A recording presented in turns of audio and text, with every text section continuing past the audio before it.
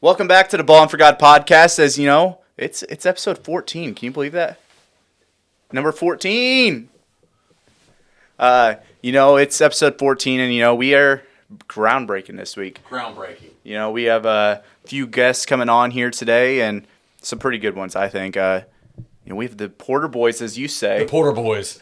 We had a couple referees, and who was our first guest of today? First guest of the day was Kaleb Gore with a K. Kaleb Gore and Mike Chamness. Pretty awesome for Kaleb to come on after the game he had Friday night. Oh, yeah. An epic Friday night in Southern Illinois. Epic Friday night. I mean, you had 3 guys score 45+, 2 guys score 45+ in the same game, but Kaleb Gore stole the show, I think. I mean, 55 points and 12 3-pointers. He is number 8 all-time in the IHSA record book. And guess what? He has the most points scored in a game for Anna-Jonesboro Wildcat now after that performance. Unbelievable performance. I was impressed with him, though. When we were talking to him today, I was really impressed with how he handles himself. Humble. Very humble. Not cocky. I couldn't get him to be cocky or arrogant at all. This day and age with how kids are, I'm impressed with how he plays. And Mike Chamness talked about it. He said, hey, Kaleb Gore might have had 55 points, 12 threes, breaking every record at Anna-Jonesboro High School for threes in the game, most points in the game. But he said his biggest thing was he was excited that we won and they broke their losing streak. He was excited that they got a win. Yes. That's awesome. I mean, nowadays where kids are self-promotion, I was impressed with him. Yeah, me. I was impressed. Yeah. And he's just a junior. He's only a junior. He's 6'6", 220. Big dude. But that kind of segues into our Trivia Thursday. What's the trivia question, Russ? Well, the trivia question sponsored by... Who sponsors it? All Stars and Stitches. All Stars and Britches. The trivia... All Stars and Britches. I'm kidding. All Stars and Stitches. Trivia question this week is, prior to Mr. Kaleb Gore, who held the single-game scoring record for the Anna-Jonesboro Wildcats? Gore scored 55 points this past Friday. Who held it, and how many points did he have? How many points did that guy have before, and who was that man? Kaleb Gore, I think that name will be there for a long time. Yes. The 55 points. You don't see that by many. I mean, even Marlowe, his best is 52. And then Maddox Ritzel's best is 45. I can tell you this much. I've watched 2A basketball most of my life. 1A, 2A. I've never seen a guy score 55 in a game. I told the story during the show, but Tyson Sample's a good buddy of mine from work. His son, Chris, point guard at West Frankfort, and Tyson's texting me from AJ from the gym, asking me what's the Benton Pennyville score. And he texted me and says, Gore has 43. I thought, wow, that's an amazing game. He tells me it's the third quarter. I'm like, what? Take me back a little bit. What happened? Unreal, man. Yeah, I mean, it was just a special weekend, as you know. And then over in Washington County, the Nashville Hornets outlasted the Weber Trojans. 79-77. Ritzel, on top of a big night, he had 45 points. He had the buzzer-beating shot. He broke the all-time career record, got single-game points, as Nashville outlasted Weber 79-77. But on the other end, Marlowe had 46 points. Unbelievable night. But before we get too far into that, we need to let you know that the trivia was sponsored by... All Stars and Stitches. What's the phone number to All Stars and Stitches, Russ? 618-435-5555555. 5555555. Hey, 418 East Main Street in Benton. All Stars and Stitches. Go see Big Dave Severin, and go see my mom Penny Severin for all your screen printing. I don't know what that means. Screen printing, embroidery, T-shirts, banners, trophies, decals, plaques, you name it. Letterman's jackets, coaching apparel. If you need to wrap your vehicle, if you need your semi-wrapped, go see Big Dave at All Stars and Stitches, 418 East Main. They make cups like this. Unbelievable work. Joe's Pizza and Pasta on one side, All Stars and Britches on the other side. All Stars and Stitches, they are our trivia sponsor each week. And Russ, what's that phone number? 618-435-5555555. Great job. Yes, and, it was a fun weekend. They got some new shirts for us we'll have next week. We got some new shirts. Well, I think that kind of lets us. We were talking about the Gore train. Let's get into the Let's Gore. get into it. Let's go talk to him. So we'll catch you guys, and we'll see you. All right, welcome to our first segment of the talk show. As we got the Anna-Jonesboro Wildcats faithful on here, Kaleb Gore. He just had a big night and Pretty good game. Yeah, scored a couple points, and then Mike Chamness, head coach of the Anna-Jonesboro Wildcats. Coach, Second time. He's the second time on the show. Yeah, it's your second time, so you don't have to go too deep into biography over there. But Kaleb, just introduce yourself over there. Trying to think. I was Kaleb, and I'm a junior. AJ, 16 years old. I don't even know. Hey, I don't know much. Here's my favorite part. So I forget sometimes. Russell here's how it usually works. If it's coaches or referees, I usually get a hold of them. When it's players, because Russell's, just 19 years old and videos a lot of your guys' games and has Instagram and all the stuff that I have no clue about, he gets a hold of guys. Well, my son, Trey, knows Kaleb, and he's like, yeah, I can get a hold of him for you, Dad. Well, I'm impatient. I'm real impatient. So I was like, I'm not waiting on that. I just get a hold of Coach Chamness. I'm like, give me Kaleb Gore's phone number. So here's the part I don't understand. I'm not used to this stuff. Kaleb sends back to me. He's like, I got to ask permission. I'm like, you got to ask permission? Who you got to ask permission? I forget you're 16 years old, man. You ask your mom or whoever. I'm like, what? When I ask Coach Chamness, I don't know, do you ask permission? No, I just told my wife, hey, I got to go to bed. Yeah, so I'm thankful you're a junior in high school that you took the time to come up here into the middle of nowhere. You had to pass the Buffalo. Did you see the Buffalo coming in? No, I don't think so. When you're leaving, you'll need to notice. What's the difference between Buffalo and Bison? I think they're actually bison. I think they're bison.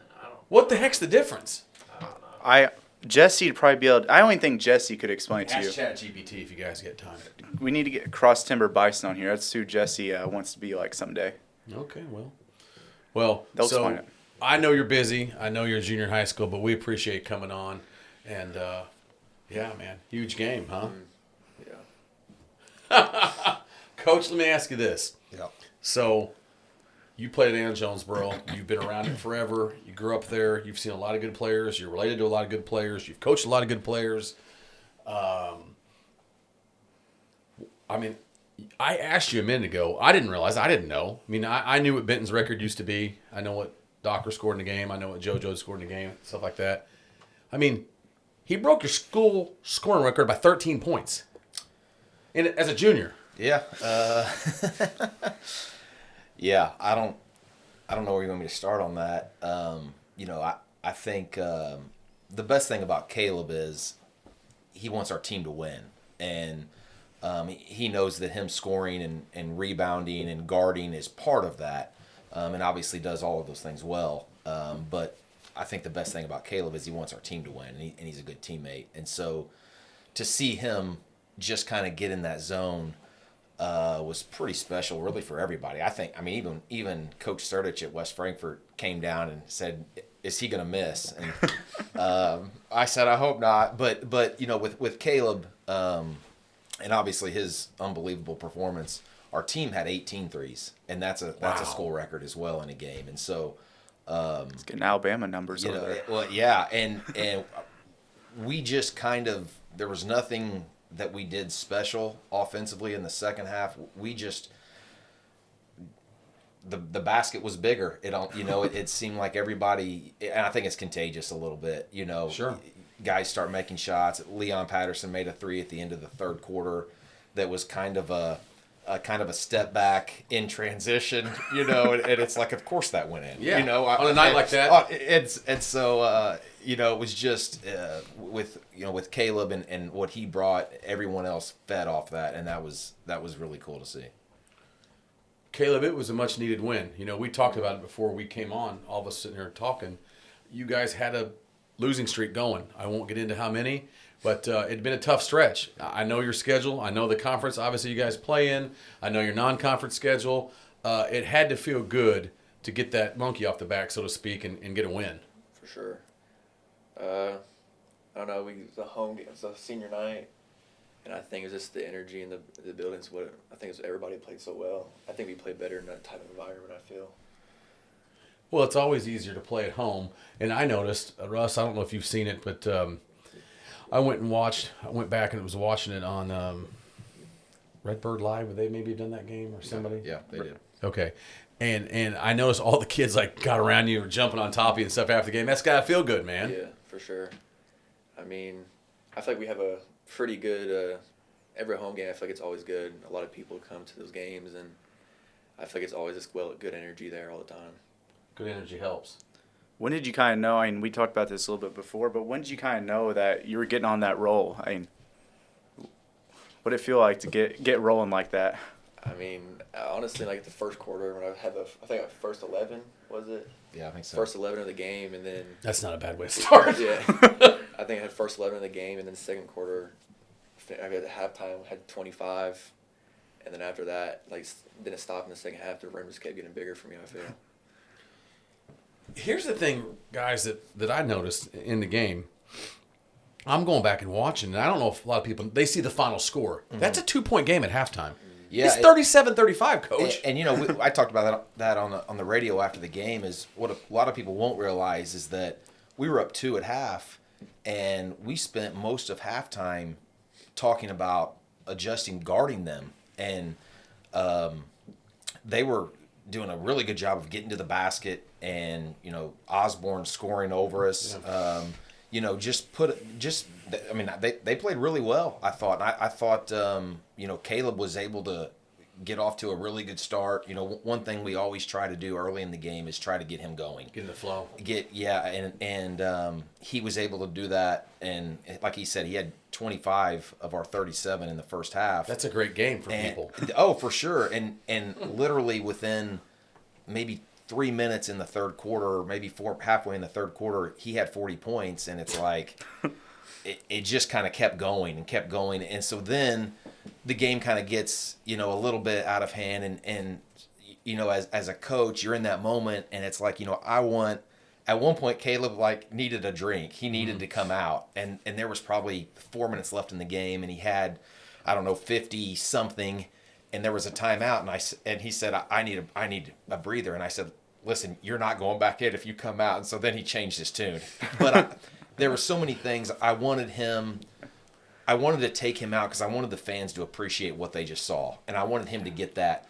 But also it was senior night. And so I wanted those kids to have that opportunity together I always try to get our seniors on the floor together. Sure. And so it was kind of a weird dynamic of you know, what was going on with senior night and Kaleb having a career night like he was, and but it was just a special night there's a lot of little kids there that were just going crazy. And you know, Kaleb's I told him this the other day, one of the things that really impresses me about him is his ability to like lift other people up. Like, he doesn't realize this, but there's a lot of kids in our community that look up to him. You got one at your house, don't you? I do. I do.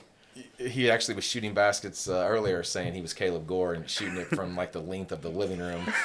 And but anyway, Kaleb's leadership qualities are just growing every day, and you see that those little kids really just, you know, that was special for them as well for what he did.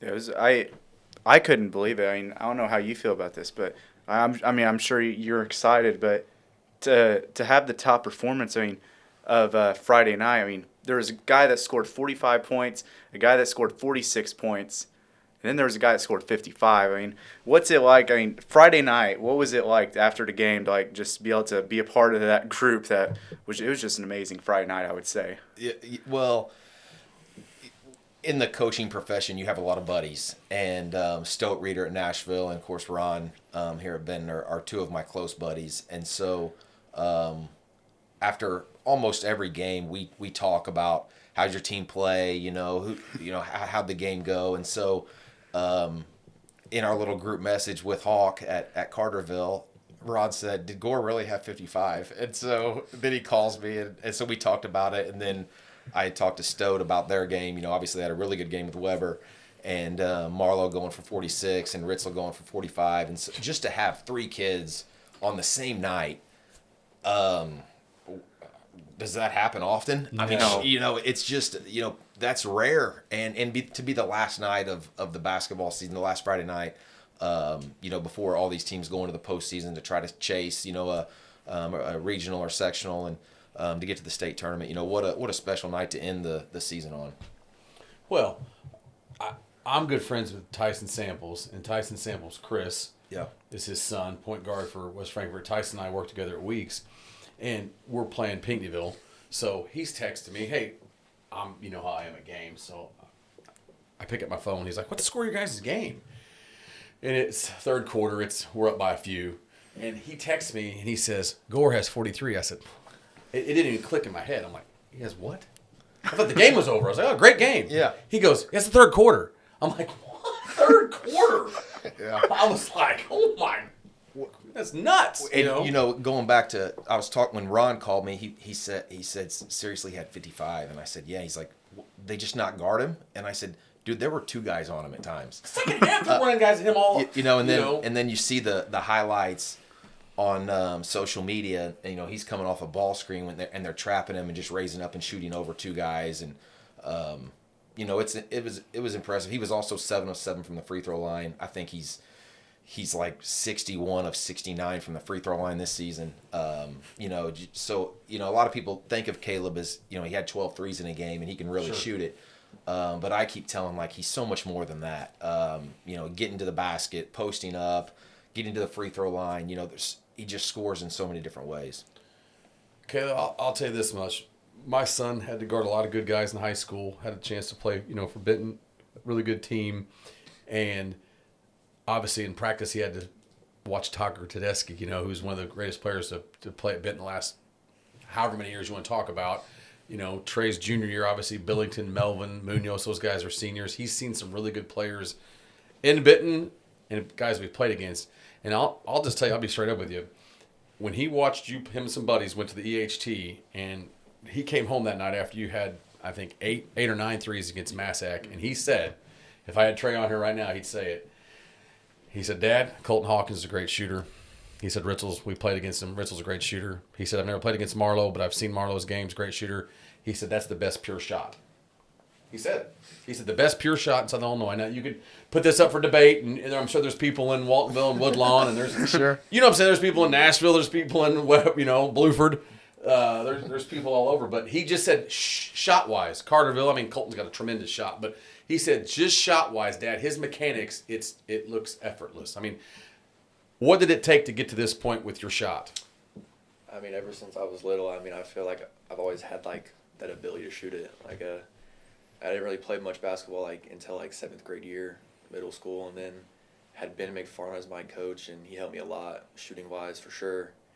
And then 8th grade, I missed half my season, broke my wrist. Wow. And then I think I had the score record to Anna from 03s there, too, in a career. And then freshman year, didn't play much. Sophomore year, had the 83 that year. Mm-hmm. And then junior year is just, I feel like I've always just had that ability to shoot it for sure. Are you? We've had some guys on here, and Russ can tell you. He talks to guys all the time. I'll never forget, talking to Marlo, talking about the workout the kid does. Are you a workout freak? Are you a guy that's shooting? Are you shooting all the time, or is it just I just show up and make 55? It's kind of sometimes I'm usually in there with Blake a lot sometimes, and we'll get a lot of shots up. Sometimes I don't, and then it's just Blake's always the type of person he wants me to go in there and get 300, 400, 500 shots up. Who's Blake? Blake Pena. He's one of our assistant coaches. Okay. Mm-hmm. He played for me a couple years. He does a lot of skill training, and works with Kaleb, in the off season and stuff. Sure. He does a really good job. So for you guys, obviously we talked about it, and you guys were on a losing streak, but how 6, I'm just saying it. Tommy King had to say Benton got beat by Gore 15 times last week over there. For you guys though, and you have 6-game losing streak coming into that game. Say it again. I thought we were gonna be. I thought the 6-game losing streak. I thought we were gonna be like Tommy over here. I know. Well, he's never allowed back on the show.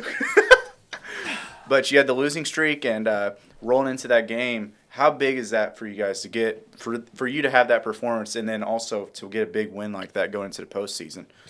It was as big as you can possibly imagine. I felt like we had a really good week of practice last week, and we needed to have a really good performance Friday to boost us into this week, and because we had lost 6 in a row, like you guys had said a few times, but also as a coaching staff, we tried as best as we could just to keep these guys as positive as possible. We played Nashville, Sparta, Benton, Carterville, Pinckneyville, and DuQuoin. I don't know many people in the state that play those 6 teams in a row and win many of them. And so we feel like the positive part of that is let's take those games and use them to our advantage. What did we do well in those games? What are some things in those games we didn't do well and we can fix? And so I think playing well Friday night was a huge for me as the coach. We had to play well, and then obviously for Kaleb to just kind of take his game to the next level solidified that for our team. Big win for you guys. Obviously going into the postseason. I mean, that's what we'll be talking to a lot of guys about today. You get a home game. No. You don't get a home game. There's no play on. So you're going to wait for the winner of Massac and Carmi, correct? Yeah. You've beaten Massac twice. Now, I was thinking about this morning. I'm looking through all your guys' schedule, looking at all your games. Tough to beat somebody 3 times. Mm-hmm. You got to do it down there. Mm-hmm. I know you played him at the EHT. Where was the other time you played him this year? At AJ. So you played him at AJ. So why not? You played him at the EHT. You played him at AJ. Yeah, sure. I know this much for being in the same side of the conference with them for 30 years. Benton was the same side of the conference with them 30 years.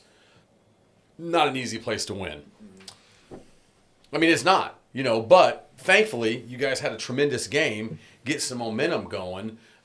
Is it nice also that obviously when the seeding and stuff came out, you guys, are you the 4 seed? Yep.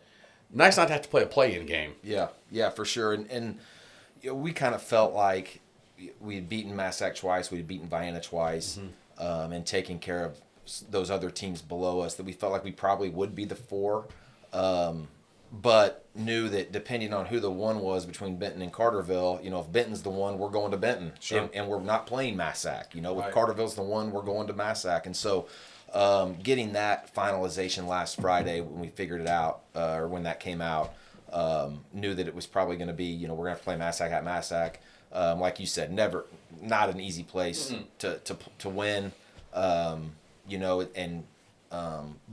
I feel like with beating them twice, our guys have the confidence, have the edge that, we can beat these guys. We've done it twice. And, but also with that, knowing that just because we've beat them twice doesn't mean all we have to do is show up and we're going to beat them again. So, hey, clean slate now, postseason. Everybody's 0-0. Yep. You went on a heater the other night. You also went on a heater against Massac at the EHT. What does it feel like? I mean, I watch my boys play, what's the game? 2K? NBA 2K, I see things. I think of back in the day, whatever video game I used to play when the guy used to, was it NBA Jam or NBA Live or something? You start, you change colors and you start making everything? I don't know. Yeah, NBA Jam. Yeah, NBA heating Jam. up. Yeah, he's heating up. But, I don't even know if I can make that many shots in my backyard or on the goal with nobody guarding me. What did it feel like once it's like, dude, they're going in? I don't know. It's a crazy experience. Especially having Did you know you had that many points? No, I really didn't. I didn't think I was gonna score that many either. I was honestly, I wasn't even I would feel like I was being a little ball hog a little bit for sure against West Frankfort. After I did we called a timeout, I think I had 40, and I was realizing I'm close to my 1,000, and I was like, I have to get that this game. Did you get 1,000 in the game? No. Oh. 991. Oh, you get that in the first quarter against Massac. Sorry, Coach Osman. And your future AAU teammate, Jude Harmon. That's all I was thinking about. I was like, I can maybe get that this game. But then... Can you imagine if you went for 64? If there had been 5 more minutes left in that game, you probably would have got 64. You said it. You're the ultimate team player. You want the Wildcats to win. You knew you guys needed to win. As a shooter, when it's going in like that, you'll hear all the junk people say, old guys like me, it's like you're... did it just Did your shot feel? I mean, did it just feel any difference, or just it's going in? I mean, every time I shot it, I felt like it was going in. Like no matter where it was, like you said, come off a screen, they double in, and like I think it had like a step back from like our Wildcat logo over there, and like it just felt good. Like as soon as I was released it felt good. You hit one in the corner, and Trey, it's like midnight. We're watching the game. He works at Joe's Pizza, one of the fine sponsors of the show, and he gets home that night. Product placement right there, guys. Joe's Pizza, pizza and pasta. But I said, Trey, we got to watch this game. I said, we're gonna watch it back. You know, we rewind it, you know, whatever, you know. And here's what he notices from a guy that likes to shoot. He said, Dad, he's got no dip. He said, dudes can't do that. He said, guys cannot do no dip shots in high school. So he's literally catching and just, I mean, you have to be pretty strong to take a no, and that's a Kawhi Leonard type shot where, I mean, he's not bringing it down. I mean, when did you? I mean, Do you practice that a lot? You had like 4 where you didn't even bring the ball down. I feel like with the summer before my sophomore year, me and my trainer Blake did that a lot because he realized that if you want to be a great shooter, you have to be able to have that no dip, and we worked on it a lot. And I feel like every time I did a game, it was mostly a miss. But now, I feel more comfortable doing it now for sure. It's hard to defend. It just with his length, it makes him obviously shoot it quicker, and it is something he does in practice a lot. That when we do catch and shoot stuff, he catches it and he won't dip it, and it seems like he does miss them more times than it makes him when he doesn't dip. And I miss them in all the practice you want. Just keep making them. Yeah. I noticed there was a shot in the first half where Needling caught it in the they went to a 1-3-1 and we threw it in the post and Needling caught it in like the high post and kicked it out to Kaleb in the corner, maybe the one you're talking about, and Kaleb caught it kind of like above his head. Yes, it was up here and shot it from right there, and it was nothing but net. And thinking, man, that's the light bulb. Like it's you can tell it's just it's working. And then there was a play in the second half where he took it out of bounds on a baseline out of bounds, and we ran a little play for him in the corner. America's play, everybody runs it. Yeah. And same thing, he caught it. Landon Boyd threw it to him and caught it and went right into his shot and made that one too. But yeah, it was it's something he works on, something he practices, and it'll just as his game grows, as he gets older and plays, at the next level, it'll really help him. Kaleb, I know how to no dip on 2K, and it's really easy on 2K because it's a video. 2K! It's a video game, but I mean, describe to people how difficult it truly is to no dip a shot. I mean, I feel like it's definitely difficult. I mean, you have to have strength for sure to do that, and it feels awkward at first when not just like getting down and getting your shot, getting up. It definitely feels a little awkward. Like once you start doing it more and more, it just feels like a normal shot. And I think the way I am, I think most coaches are probably this way at this point of the season. Your kid's got to be fresh, and for practice wise for us, we'll watch a little bit of film and we're on the floor for like an hour, and what we're doing is we got to get stuff done quickly and make it to where those guys are fresh. We're getting stuff out of them, and then we're on to the next day, and not dragging on and these monotonous things that you've done in November. If you're not getting them by now, you're not going to get them. So just staying fresh right now, and our practices have obviously been a lot shorter here recently. Just keep getting them in and out, but making sure when we're in there, we get some stuff done. How good does it feel to win? Feels pretty good. I mean, after 6 losses, good teams. Now He had to say it. He said it now. I'm sorry. I mean, it felt good to finally get one, especially at home. You know how many times Tommy would say it if he was on here? He'd be laughing over there. Yeah. You guys, here's something I thought about too, as I think the Porter boys are entering the building. But your teammates, let's face it, I mean, everybody's a kid. You're playing with 14 through 18-year-olds, and for them to be willing, you can leave it open. We don't mind if they look in. It's getting a little cold. Dr. Young's trying to shut them out over there. It's pretty cool for your teammates to keep feeding the ball to you too. I mean, let's face it. We've been around this forever. I mean, they could have been like, oh man, I got 3 points. And I've taken 2 shots this game. He's taken like 50 shots. I mean, they kept feeding you the rock. I mean, I'm glad I have like teammates who are like that for sure, and like they just kept wanting me to. They just kept feeding me the ball, give it to me, knew I was hot, and like, I mean, I Foster Neely. I mean, really great passer for me too. I feel like I get most of my points off him a lot. His screens or just the pass in general from him. One of the cool. So I went back yesterday and watched it yesterday morning to make sure all the stats were correct, you know, and everything. You've been asked 100 times. And then to do the stats and to tag the game on Huddle. And one of the coolest things that I like watching is our bench reaction on big moments. And those guys, man, which Caleb's junior class, there's a lot of them, and they're all very, very close.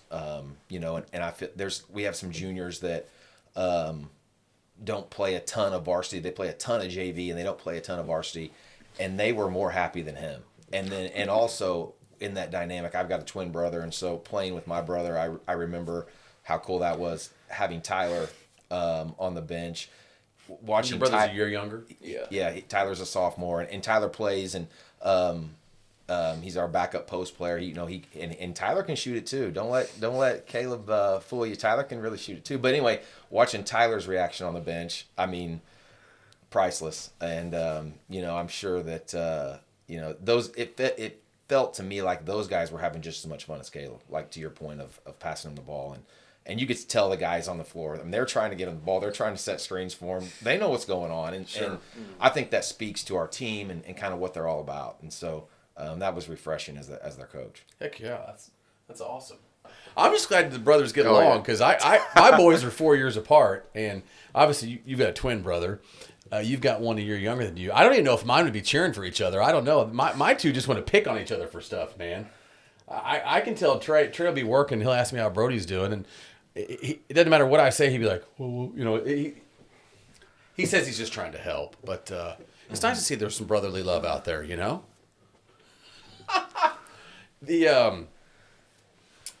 Something we hadn't talked about yet, but I was thinking about this.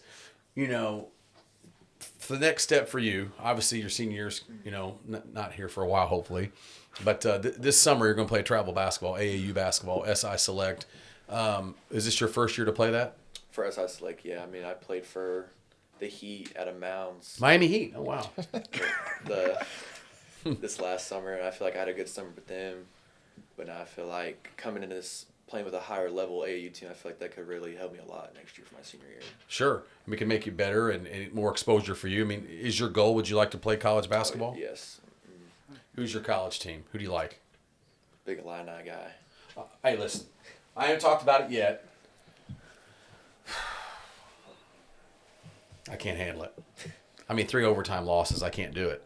I mean, I'm just... You an Illini guy? I love college basketball, and I've always liked Kentucky. Here's the thing. All right, I'm old, right? I'm be 48 years old in a month. Growing up, bandwagon.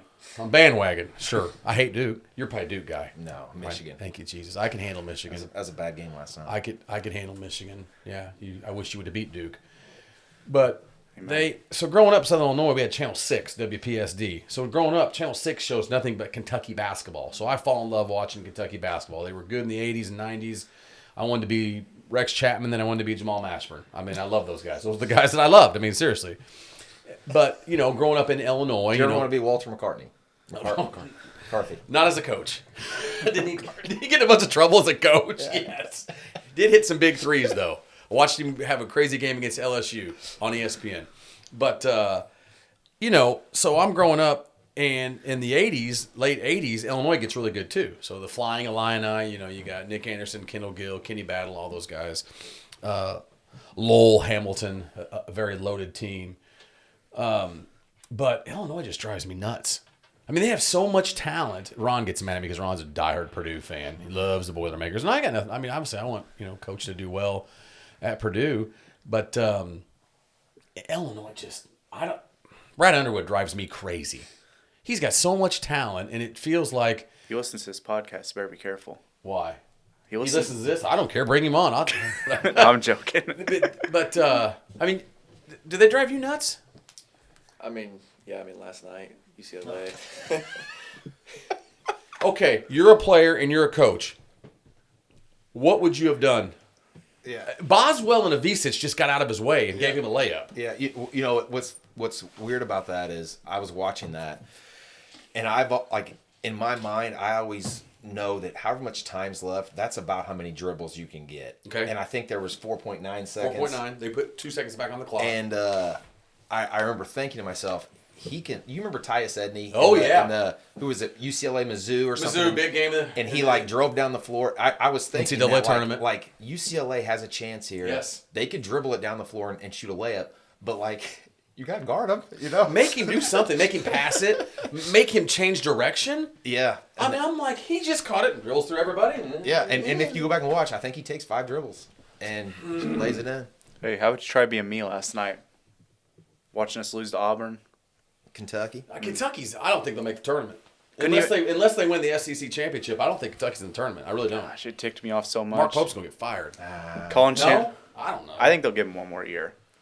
Colin Chandler with the push off, and then they got it back within one, and then they got the putback because we couldn't get a rebound. Coach Pope wasn't too happy with that. No. Got 3 shots up. Got 3 shots up, and they won it. Well, Russ, are we going to tell? We appreciate Kaleb. Thankfully, he got permission from his mom to be here. It's a good boy. It's a good boy. Proud of it. Good young man. Excuse me, not a good boy. Good, nice young man. But what are we going to tell him what we're doing? This is something we don't normally do. But Russ, take it away. Well, I thought it was special that we got to have him on the show, and then obviously, I mean, a guy that usually scores 45 points, gets a buzzer beater, gets career point total. I mean, he usually gets Player of the Week, but. Right. You go off for 55 points, 12 threes, put yourself in the IHSA record book. I mean, you might as well get Player of the Week. So we decided we're going to give you the Joe's Pizza and Pasta Player of the Week. It's Nobody's voting. back-to-back We week. voted. Back-to-back weeks. We've had the chance to just choose ourselves. Last week it was Nathaniel Marlowe, and then this week it's going to be Kaleb Gore for Joe's Pizza and Pasta Player of the Week. Yeah. Well, here's the thing. How could we not give it to Marlowe when he had the game that he had? I mean, he goes over 3,000 points. 51 points on senior night. Russ sends me a message. He says, "Hey, we're not going to there's no voting this week." I'm like, "No, nobody's voting. We're not putting anybody else against him." I mean, the guy. I mean, since then, now he's 3rd in the state. Yeah. He's now 3rd in the state. He's 8 points behind Andy Kaufman. I think he's 8 points. Andy Kaufman He's close. played for the Illinois. Played for the Illini with T.J. Wheeler. Mm-hmm. Aren't you related to the Wheelers? Mm-hmm. I thought you were. But TJ played with Andy, and I mean, I don't think he catches Chico Vaughn, but If they make state tournament, he has a shot. He'd have to average 26 if they make it to state I'll tournament. put nothing past the kid because just watching him. Have you ever had a chance to watch him? I just watch him on YouTube. That's really good. I mean, it's like you the other night. Everybody in the gym knows you're going to shoot it, and they still can't do anything about it. Especially mid-range shots. I mean, Nashville. I told some guys, I said, "Hey, I keep the book for every road game for Benton. We scored 40 as a team against them 2 weeks ago. Yeah. He just went for 46, and everybody in the gym knows he's going to be shooting. Yeah. And Stokes got great. That's a defensive team. Yep. Some people are like, "Oh, he's one-dimensional." I'm like, whatever. You can say whatever. I don't care if he's playing 1A, 2A, 3A, 4A, 9A. I mean, he's, you know what I'm saying? I mean, he's going through dudes. And, pretty impressive. So he got Player of the Week for this week. Next week going forward, it's you, man. Hey, 55 points, 12 threes, breaking school records, getting the record books. Congratulations. You are the Joe's Pizza and Pasta Player of the Week. You like that? Yeah, it's pretty nice. We got to get him a shirt. Doc Young, get him a shirt out. We got to figure out what size he wears. What are you at? Large, extra large? Large. Large. We'll get him a shirt. We'll See if that one's large. Hey, I got. What is this right here? Look at that. You got to hold it up. We got him one. Gift card, though. Got to get him his gift card. There he is. His Player of the Week. There he is, man. You just have to iron it. Just throw it in the dryer. Throw it in the dryer. Heck yeah, we'll get him his gift card. Is it in there? Are they in here? I can't find it. Oh my gosh, what is going on? There it is. There it is. You get your gift. Oh, you lost a. Something. I've been playing with it the whole time. There it is. Didn't Look at want to that, get- buddy.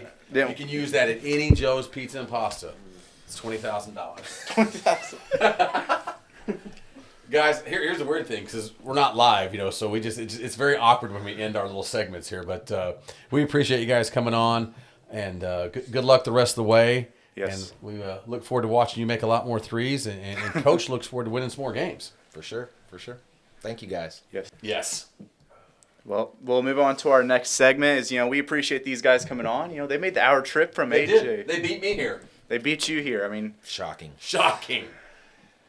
I was supposed to have been born April 9th, 1978. I was born April 18th. I've been late ever since. Was that 47 years ago? Yes, 47, Doc. When you spoke over there, I didn't know you. I'm doing homework today. Are you actually doing homework? Yeah. Chat GPT? No, sometimes. That's awesome. Well, enjoy the buffalo or the bison when you guys get out of here. We will. Thank you, guys. all right. Welcome to our second segment of the show. As we got as what Travis was saying, the Porter boys, Porter boys Drew and Drake. Father and son. and the Holy Ghost. Father, Son, and the Holy Ghost. But go ahead and introduce your guys' selves. We know who you are, but let the guests know. I mean, the people watching know. Okay, I'm Drew Porter, class of 01, Wow. DuQuoin High School. Born and raised in DuQuoin. Played sports all my life. Ended up playing in college and so far, but basically DuQuoin all my life, and then get going down the road here, and here I am, 43, and 3 years ago I get married to a Benton girl, Natalie, and it's been a blessing. And ever since then, we made a decision to bring Drake here. That was a big decision between his mother and me and Natalie and his stepdad, and we thought the best fit for Drake was Benton, and it was going to be between probably Benton and DuQuoin, is where it was. I mean, that's just going to be, And Harrington married in Carterville and Nash. yeah, the OLMC here, and we just felt that the best fit for him, and I got a chance now to spend all the time with him that I didn't get, through a few years, but it's just been a blessing. And Natalie, and we got 3 great kids. They're all 3 different kids, and she's probably the most supportive of all of us. She does the scouting, not me. I mean, You probably knew the maroon and white would look best on them. correct. Yeah. No, it's really been a very welcoming community. Never felt like we was on the outside looking in, and they've been really welcoming to Drake, and couldn't ask for a better school right now to play any sport, if you ask me. They're just successful in everything they do right now. Drew, we've known each other a long time, and I'm trying to be calculated before I say this, but, my dad was really close with Rich Herron, and we know how to recruit here, True. True. We know what we're doing bringing dudes in. Yeah. We never bring anybody bad in. When you look around, though, and a lot of people are bringing it to my attention. I mean, you have individual state champions walking the halls here. It's Big Diesel. yeah, they got it going on right now, and everything they're doing, and it's just all I see is just getting better. So Drake, introduce yourself, buddy. Well, I'm Drake Porter. I'll be a class of 28. I'm a sophomore right now. I play football, basketball, and baseball. I don't know. I feel like ever since I've been at Benton, it's just been different. I got welcomed. Nobody you're from Heron. We're gonna do this to you. We're gonna do that. It hasn't been that way. It's just been, I don't know. I've always felt welcomed. They're always wanting to help me and do stuff with me, and I really like it here. Well, I could talk all day. You keep talking. Well, it's I don't know. Me and Travis, we both love Benton. I mean, Tommy King tried getting us a little bit last week. Tommy King. He's never allowed on the show again. Tommy get you. Nick was good over there, but Tommy just kept jabbing me with the Goreville beat us this year. Oh. Yeah. But That's okay. Once every 20 years, it happens. what's it like to be a part of the? I mean, you guys said it's been very welcoming, but what's it like to be a part of the Benton community? I mean, you said Benton. It's got a long line of history. What's it like to be stepped into that and accepted into that? Well, first off, the way I look at it is you've got a job to do here. I mean, you just don't step in and see the floor or see the whatever sport you're in. There's high expectations here. And I think that's great for a student athlete because they want the bar set very high here. And I didn't know it was that way until I moved here. I mean, I'll be honest with you, being a DuQuoin kid, the bar is very high over there in the football program. And as a kid growing up, that that. I mean, that's all we knew was DuQuoin football. And I feel like that's the way Coach Groves has it going on right here, right now. Since I've been here, Then you get a 9-0 season here last year, and just the facility-wise, everything's moving forward with Ranger Athletics, and I credit a lot of that to Gardner, to Shane. I think he's got a big part in that. But as a parent watching your kids here in Benton, I really, because I was a high-level athletic type guy growing up, I really feel like that's what they expect here, and I want the best for him and all our kids. But I feel like so far that he has taken his role well here, and I think he's only going to get better, and I think Benton Athletics is only going to get better from now on, and they expect that here, and that's the main reason why I can see why somebody would want to come here. There's good things going on here right now, and everybody sees it. I mean, I'll tell you guys this, and people know if you cut me open right now, just maroon blood would come out of me. But, I mean, I might have been possibly almost thrown out of the freshman game against Peterville the other night, maybe because McCommons and Skibo were pushing me. But, I mean, I'm diehard. I mean, you know, I love it. Benton's my town. It always will be.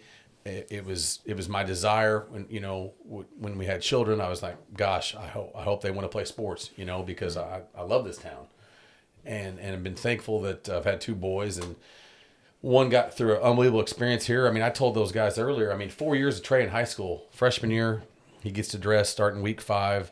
Got to get into 1, maybe 2 playoff games because we were beating people so bad his freshman year.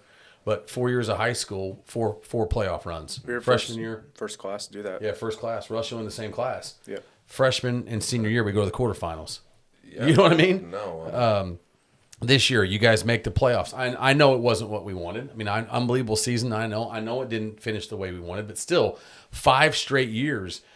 Basketball this year, we're 24-6, and people are like, "Oh, it's a down year." 24-6. Some schools would kill to be 24-6. Well, is it the last 3, 33, 28, and right now 24? Yeah. Do the math. Yeah, it's unbelievable. I mean, it's so I say this for you, Drake.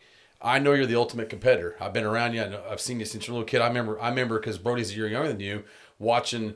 I used to coach Brody's little travel teams. You know, we're talking about future Rangers. You know, when he was in 4th grade, 5th grade, actually 3rd grade, 4th grade, 5th grade, and then 6th grade. But I would always see Drake. He was with the Bears, so we'd be in these little tournaments. You know, and a year older, and I was like, gosh, that's Drew's boy. You know, that's Drew's boy, and I knew your dad. Have you always had that mentality of go through a wall? Oh yeah, I think it started. I mean, when I was young. I mean, I think I got it from him right there. I mean, that's all I've ever been taught was play hard. I mean, that's it. Okay, I'm just going to say this. Some guys you can say play hard, but you play a different level of hard. I watched you literally, and Peterville people probably won't come on the show or watch anymore, but Tyler McConnell is probably how many pounds on you? What do you think he's got on him? 20, 30, maybe. At least 30, I'd say. I watched in the first overtime, because I elbowed Ryan or Sheriff Bacon. My boy Kyle, I think I might have elbowed him at the time. You ripped the ball away from him under the goal. And he's a strong kid. It's just like Football. It is the football. Well, they both play football. I mean, McConnell will probably play college football. I mean, I know he wants to. And you probably will have the chance yourself. But that's something you can tell guys to play hard. But, I mean, I feel like sometimes with him, he would go through that. You cannot teach that. Yeah, and that's another thing is he knows my expectations. You won't let him eat, right, if he doesn't play? Natalie will let him eat, but I've kind of took a back seat from the grade school years to the high school years because I just see a difference in, and this is just every athlete, is it's you either got it or you don't. Yeah. I mean, a coach I mean, it's just the way it is. Sure. But I'm seeing something with him develop to where, hey, he's got a chance to be pretty good. But it all comes down to how good do you want to be? Yeah. I can't make him go to the gym and shoot 200 shots. I can't throw 400 footballs for him. He's going to have to want to do that, and that goes with any athlete, just not him. Here in Benton, Sure. It's how good do you want to be? It's not how good are you. Do you want to be better than good? And that's where the different levels of athletes, I believe, you'll get passed up, and any coach will tell you Yes. that. If you get outworked, you will get passed up. I had this discussion. Melissa tells me to shut up about some of this stuff, but I had a discussion today. I said, Brody, you're 6'2", 198 pounds. There's 1,000 dudes in high school like that now. In 7th and 8th grade, you're bigger than everybody. You get to high school, you're not bigger than everybody. No. Everybody starts growing. The puberty, everybody hits it eventually. And I'm glad you brought that up. Even I graduated in 01, 25 years ago. I have seen so much change in the game of basketball when it comes to what you just said. The kids are bigger, they're faster, and they're stronger. Across the board. Every sport. And I don't know. The golfers are bigger. Yeah, I mean, but I don't know if it's. River Stilly. But, even when I was playing, there wasn't many people in Southern Illinois. You've seen all these people dunking the basketball. No, it's everywhere. It's very common now. And it's kind of freaky. Like, When we were growing up, it was a big deal if a guy could dunk. it was a big deal. About And- Mitchell Edwards. I mean, and now this is like every gym we go to on a Friday, Saturday, Tuesday, whatever it is. There's a chance you're probably going to see a dunk. It's amazing. I don't know what the change is. It just amazes me.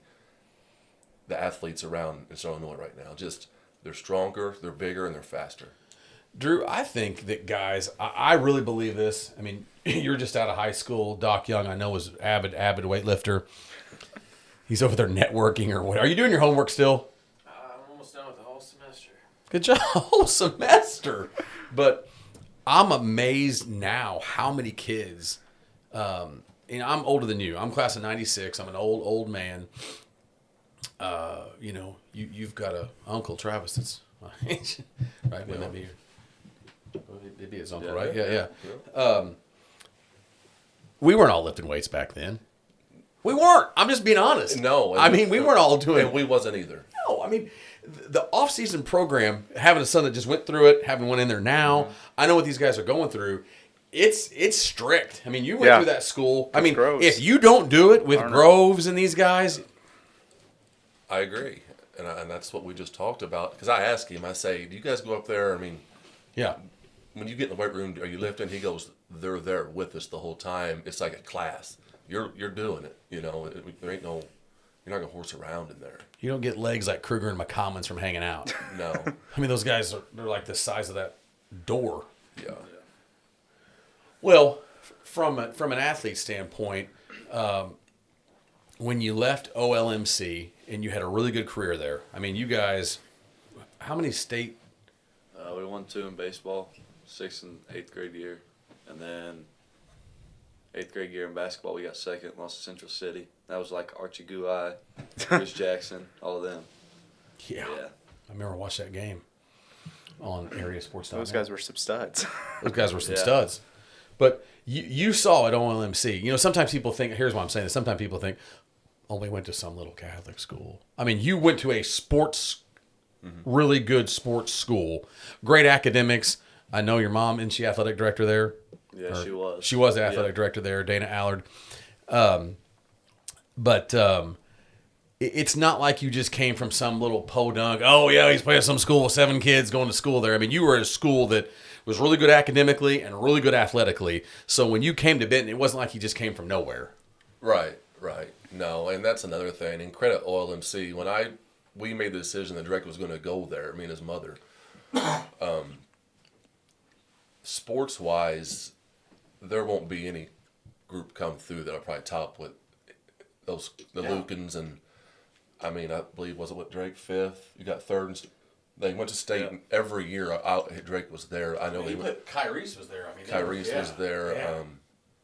They was just. Don't they have a statue of Irv Lukens at that school somewhere? They should. They should have one. Yeah, but I mean, and kind of during that time at OLMC, the expectations over there was like they are here. Yes. They really expected to excel in athletics, and they did. I mean, when you go against Archie Guai and the 3 kids that Drake just said, I mean, Central City was really, really good, but we was good too. And he's had a good road. He's been in 2 good places now, OLMC and now here. You couldn't ask for a better athletic path, academically and athletically, and just school-wise. I mean, he's learned from the best. Yes. So. Yeah. Drake, for you, I mean, obviously your dad was great in high school, and don't pump his head up. But what's it like to be around the sports family? I mean, be around the sports community that's just been feeding into you. I mean, how much has that helped you? I mean, I think it's helped me a lot. My freshman year, I mean, we had Doc and all them. I got pulled up. I'm not sure when it was, but I think I got my first minutes again against Pope County. Eli Presser and them. I think I got in, and then I don't know. I really liked it from there. We went to McLeansboro Regional. I got in the Carmi game a little bit. Played against Carterville in a little bit. We won that game. Won the regional championship, and then we went to Carterville. Played Breeze Central. My opinion, that's the best kid I've ever guarded was Rankers. I'm not sure what his first name is, but yeah. I think Shafe, he got a bloody nose and got a little jersey, and Ron kept me in the game for a little bit, and I feel like that's where I was like, okay, I can do this and play at the varsity level and be at varsity basketball in high school. I think it's been really good from there. I know the competitor that you are. I've watched it since you're little. I don't think you ever do, but I'm going to ask you. You started playing some high-level games as a freshman in football. I don't know what week they started having him return kicks. When did he? Maybe week 6 or 7. Yeah. So Punts. Yeah, punts. I mean, there's no way I could catch a punt. I'd fumble that, muff it, whatever you want to call Yeah, it. I wouldn't want to be in that position. No, especially as a 14, 15, whatever you were at the time. Do you ever get nervous? The only time I got nervous in football season last year was when I had to catch punts at Monticello. No. That was a crazy atmosphere. Their punter was really good. I mean, he could kick it just about like Jesser. He could get it up there, and it was pretty nerve-wracking. I'm not gonna lie. I'm glad you caught him. Yeah. That game. Oh. Your dad saw me that game. I was losing my mind that game. I was running back and forth on the sideline. Oh, my God. Russ, you were on the sideline that game. That was I'd like to have that one back. I really would. You guys left it on the field, played an unbelievable game. Yard short, right? Yard short. Yep, they stopped Jesser on the 1 yard line. There's Tiffin. Yeah, excuse me, Tiffin. Yeah, Tiffin right. Kazookas Yeah, on the. it's Tiffin. Yep, Tiffin Kazookas. Yeah, and Tiffin had a heck of a second half that day. I've talked about it a bunch, but not the prettiest first half. But the second half, he was gutty. Didn't he have over 300 total yards, 4 touchdowns? He went off second half. That I was proud of him. I was proud of the guys. But your dad talked about this a second ago, and I've stressed this with my boys a lot. We expect to win here.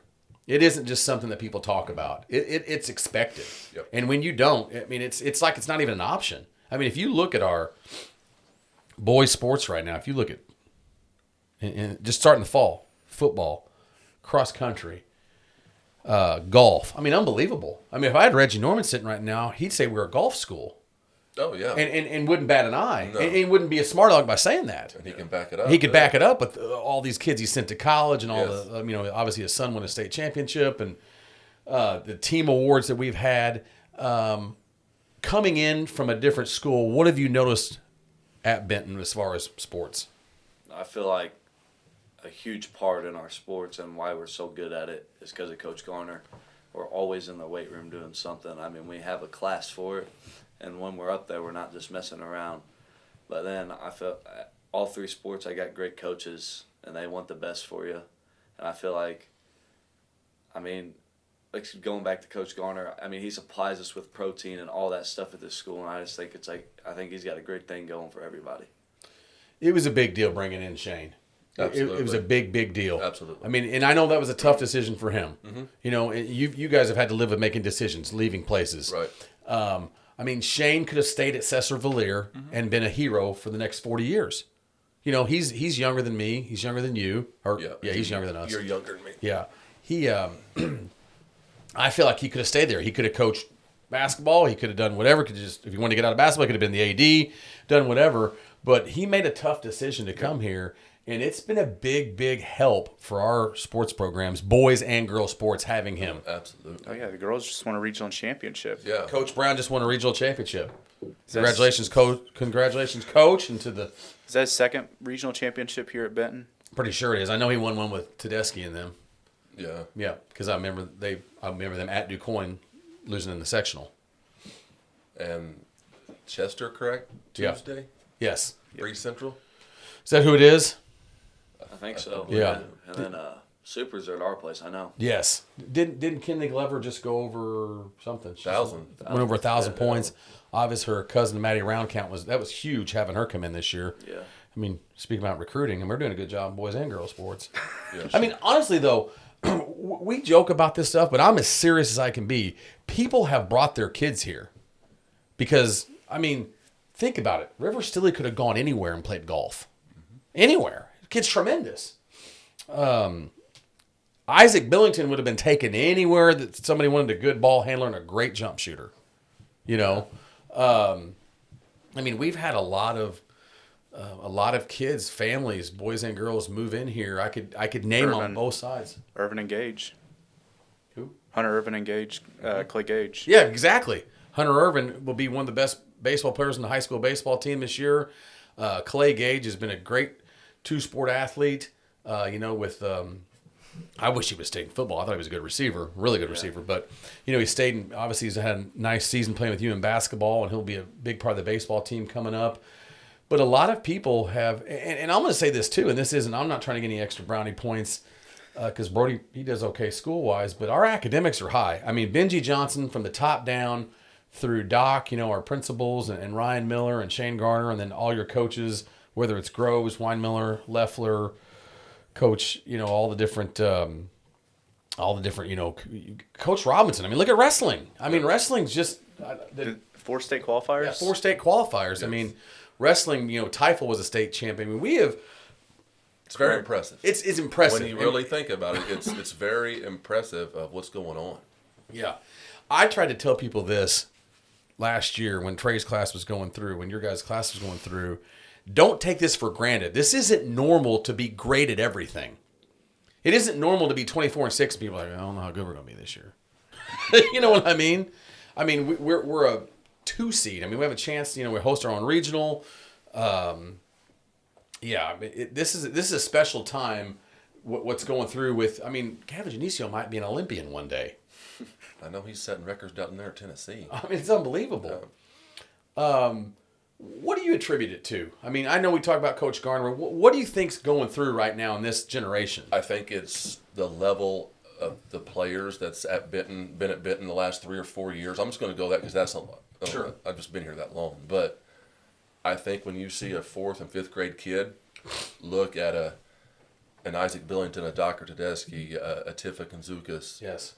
I can name, go on. And they see the success that they're having in whatever sport that is that this kid wants to do. I think it's getting instilled in them at a young age. And I think they also know at a young age that the expectations are high here at Benton right now. And I think that just, I don't know if you call it, I just think it trickles to where it just spreads. And that's a good thing to have. And then all of a sudden, I want to be this guy. Hey, Dad, look at this. I want to be this guy. And he just threw for 300 yards, Dad. I want to be a quarterback when I grow up. I mean, it's just, he was a kid. Yeah, You looked up to people. I looked up to people. It's the fact here there's a bunch of people.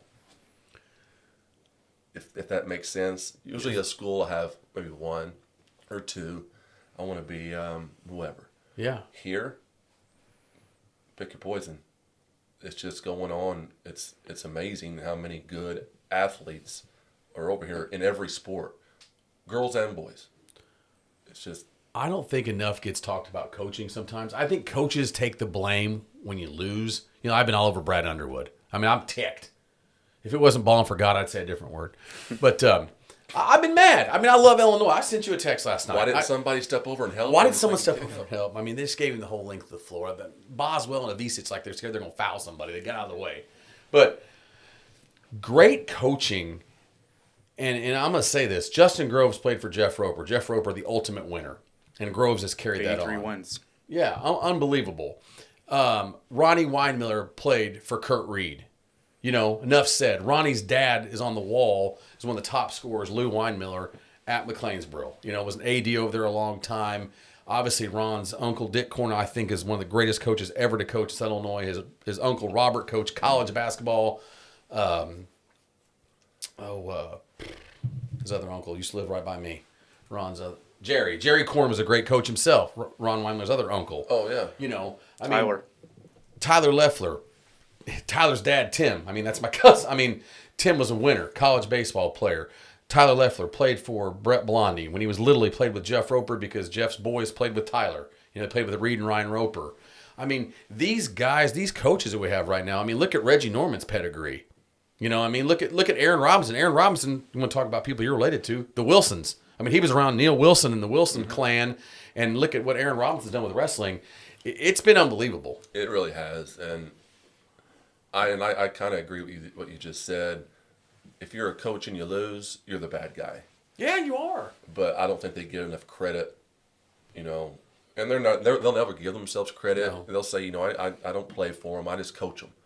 But I credit a lot to every one of these coaches here. I think it's instilled in them that they just want the best for whatever athlete event it is. If it's a girls or boys event, it doesn't matter. You can just see it. They're hungry, and they want more, and that's what's going on here. And you know, I know he's not satisfied going 9-0 and get beat in the first round.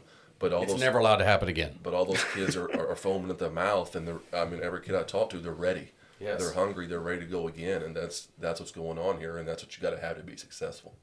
Drake, who's harder to play for? Coach Weinmiller, Coach Groves? I'd say Coach Groves, just because how hard he pushes you and everything you do. I mean, Ron does that too, but it's just like football's it's just a different game than basketball. You can't compare it to basketball or baseball or track or whatever you want to name.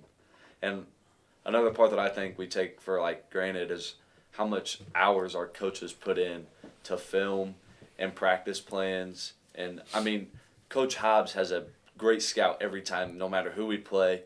I know Andy and Coach Ron and all of them, they go places and they watch these people No, they're down play. by Anna last night. Yeah, I mean, You told me so. they just watch everybody play, and I think we take it for granted sometimes of how much they really do and how much hours they put in to film and all that stuff.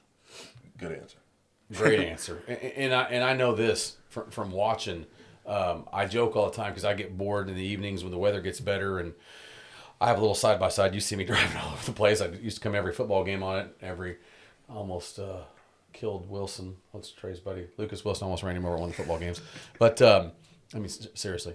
But all kidding aside, I take drives every night on the side-by-side when the weather starts getting better, and Groves lives at that stadium. Justin Groves' truck will be up there constantly. Oh, yeah. He doesn't have to be. Ronnie Weimler and I grew up together, and when Ron first took the job, I can't tell you how many times Ron fell asleep on that couch in an office of his watching film. I mean, I'd be up there with him. You know, my kids Brody wasn't even born yet. Trey was a little bitty. And Ron and Wade Thomas, I mean, they just spent hours and hours. Jason Hobbs, just hours. That's not like that every school, guys. No. It's not like that everywhere. It isn't just, there's great athletes going through. Drake's one of them. But the coaches at Benton right now have set the bar with your football coaches, whether it's Seaman, McCommons. I mean, obviously I've known Casey forever. Casey's dad is one of the toughest guys I've ever been around in my entire life. You know, started at Georgia Tech. These guys are winners. You know, and Coach Webb and Coach, I'm trying to think who I'm probably forgetting football-wise. Coach Korn, great player. You know, I mean, Coach Stowers, you just can name all the guys. Coach Knight, Coach LeBouy. I mean, all these guys are doing it. I'm probably leaving guys out. I'm sorry if I did. Well, there's about Coach Seaman, yeah, Coach Seaman. I mean, there's about 100 guys on the staff. There is, and then you go to basketball. I mean, from Lucas Roberts to Mitch Ciccone to Jason Hobbs to Russ Hobbs, Andy Sloan, Coach Page, Mooch, Scott Page. You know, I mean, it's not luck. What's going on? No, I agree with you 100%. And like Drake said, you know, I don't think people understand they're away from their families. Yeah. More than they're with their family. And Ron, I'm sure he'll attest to that, and so will Groves. When their season, I mean, just because it's not football season doesn't mean Justin Groves takes the season off. Right. Oh, yeah. The next day, he's in there. And he's going to figure out next year how to beat a St. Joe Ogden. It's in them, and they're hungry. And I think that's every sport, just not the two I just named, is they don't accept losing over here and no more. It's just... I don't accept it. No, and if you have that instilled in you, that attitude that you don't want to lose at all, I promise you're going to win more than you lose. Yes. I mean, I remember Coach Groves telling us, which I don't know, he might have been making his story up to get us fired up, but he told us his wife was wanting to schedule a concert in November. And he said, no, we got the playoffs. That's right. And I don't know, Benton football community is awesome. I mean, I loved playing out. I remember we made it all 4 years I was there, made the quarterfinals. We were that close to keep moving on. But I don't know, I remember just from in high school, everybody cared so much, and everybody just tried. I mean, I went to school with AJ, Kinsman, Docker. I mean, Gabe McLean, all these guys are D1 athletes that cared and trained so hard. I mean, you know how Brent is. Oh.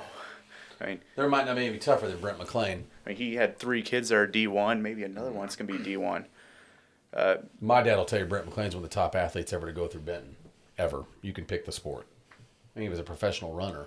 When I was at Red Lake, he was cross country there, and I think he won 2 national championships with them. And 06, didn't he win one? Boaz Lalang he won ran in one the 03, Olympics. 02 or 03. Mitchell, the Mitchell kid ran in the has a gold medal. Won a 4x1. Ran at Red Lake. Yeah. And was on a 4x100, the 4x1 whatever relay team.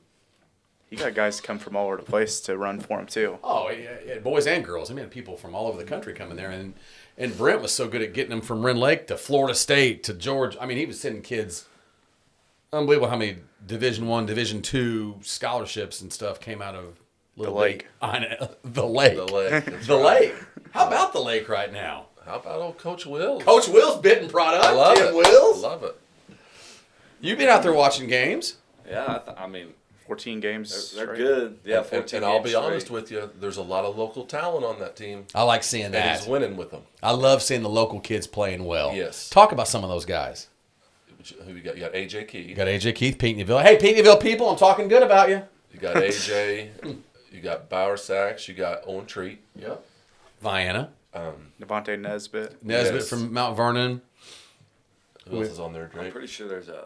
There's another kid from Mount Vernon. How about Race Hickey from Marion? Big Oh, yeah. Race. Saw him the other night.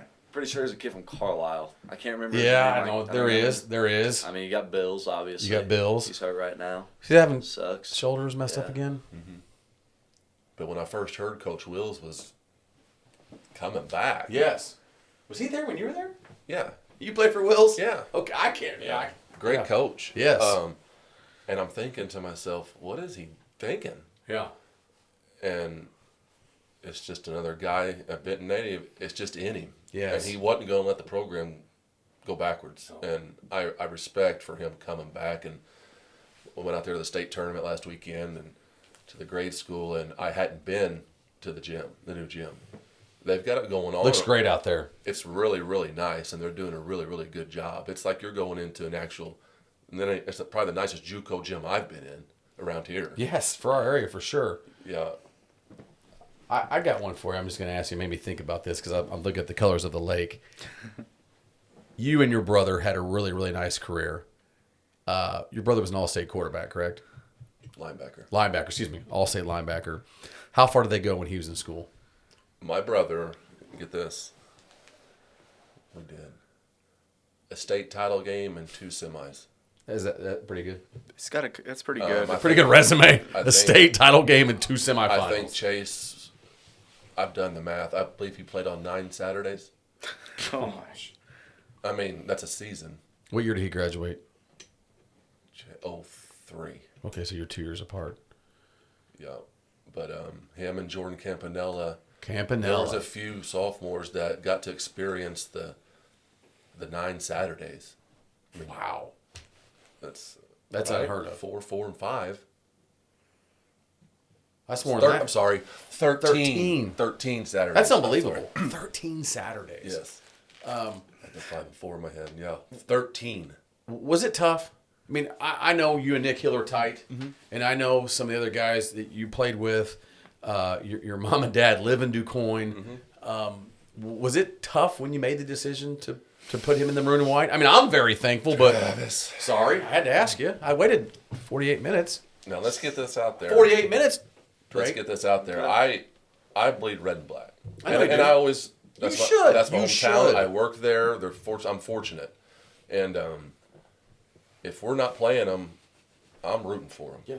But the decision that we made, and I try to tell people this, what made it easier on me is that I didn't take him from DuQuoin, Yeah. if that makes sense. Sure. He was in Heron. His mom lived in Virginia's. I met my wife, Natalie. I'm here. And so the decision was very easy. It was either going to be, which it would have been DuQuoin if his mom, he would went that route. Sure. But, and I tell people that, and I think they understand it now. At first, I don't think they did. He came from Heron. Mm-hmm. I didn't take him. I didn't pull him. He never went to school in DuQuoin. Right. That's what I'm trying to get at, is that I felt at ease with that, because it's not like I was bringing him with me. He was already, he was at a different school, to where I thought that it made it easier on me because I was here, and he didn't live in DuQuoin. He lived with, his mom. He stayed with me. I get it. You know what I mean? It's just, there's a long story behind that, but it's not like I snatched him from there to bring him here. He came from OLMC. If anything, the Heron people are probably upset. There were a lot of rumors. I'll just tell you. Lord knows you guys know. I know a lot of people, talk to a lot of people, especially sports stuff. Small town. There's going to be a lot of rumors. Small town, going to be a lot of rumors. Right. And I heard everything from he was going to go to Marion, he was going to go to Carterville, he was going to go to Heron, he was going to go to DuQuoin, he was going to go to Sierra Canyon, I heard Sierra at one point. Canyon, IMG. I heard IMG made a few calls. When you finally made the decision that he was going to come to Benton, was there a relief? Absolutely. Yeah. Was there a relief for you? Yes. There was a huge relief. I just felt like, is this person going to be mad if I go there? Or is my mom going to be mad if I go there? Is dad going to be mad if I go there? And I finally made a decision. It was just like, thank God that's over. I was like, and I think it was the best decision I could have made. I do too. Austin, you got to tell. We got next guest coming up here. We got about 45 minutes left. Okay, No. so you're. Yeah, why? You can't get along with him? No, it's just I'm not used to seeing people actually. No. Derek Moore will tee you up right at the door. You probably get technical. You ain't lying there. I- Go ahead, Russ. Drake, what was it like to beat up on your dad's school a little bit? You got to beat the DuQuoin Indians at home this past year, and then play them in basketball. What's it like to go against your dad's school? I feel like that's a school. When we play them, I do not want to lose. That's a team that I do not want to lose to. I don't want to lose to any team, don't get me wrong, but that's the one team I'm like, yeah, we're not going to lose. And unfortunately, what was it, 2 weeks ago we lost to them in basketball. We just didn't show up. But playing in football, it was like, it was great. And then, you were on the team last year. We lost there.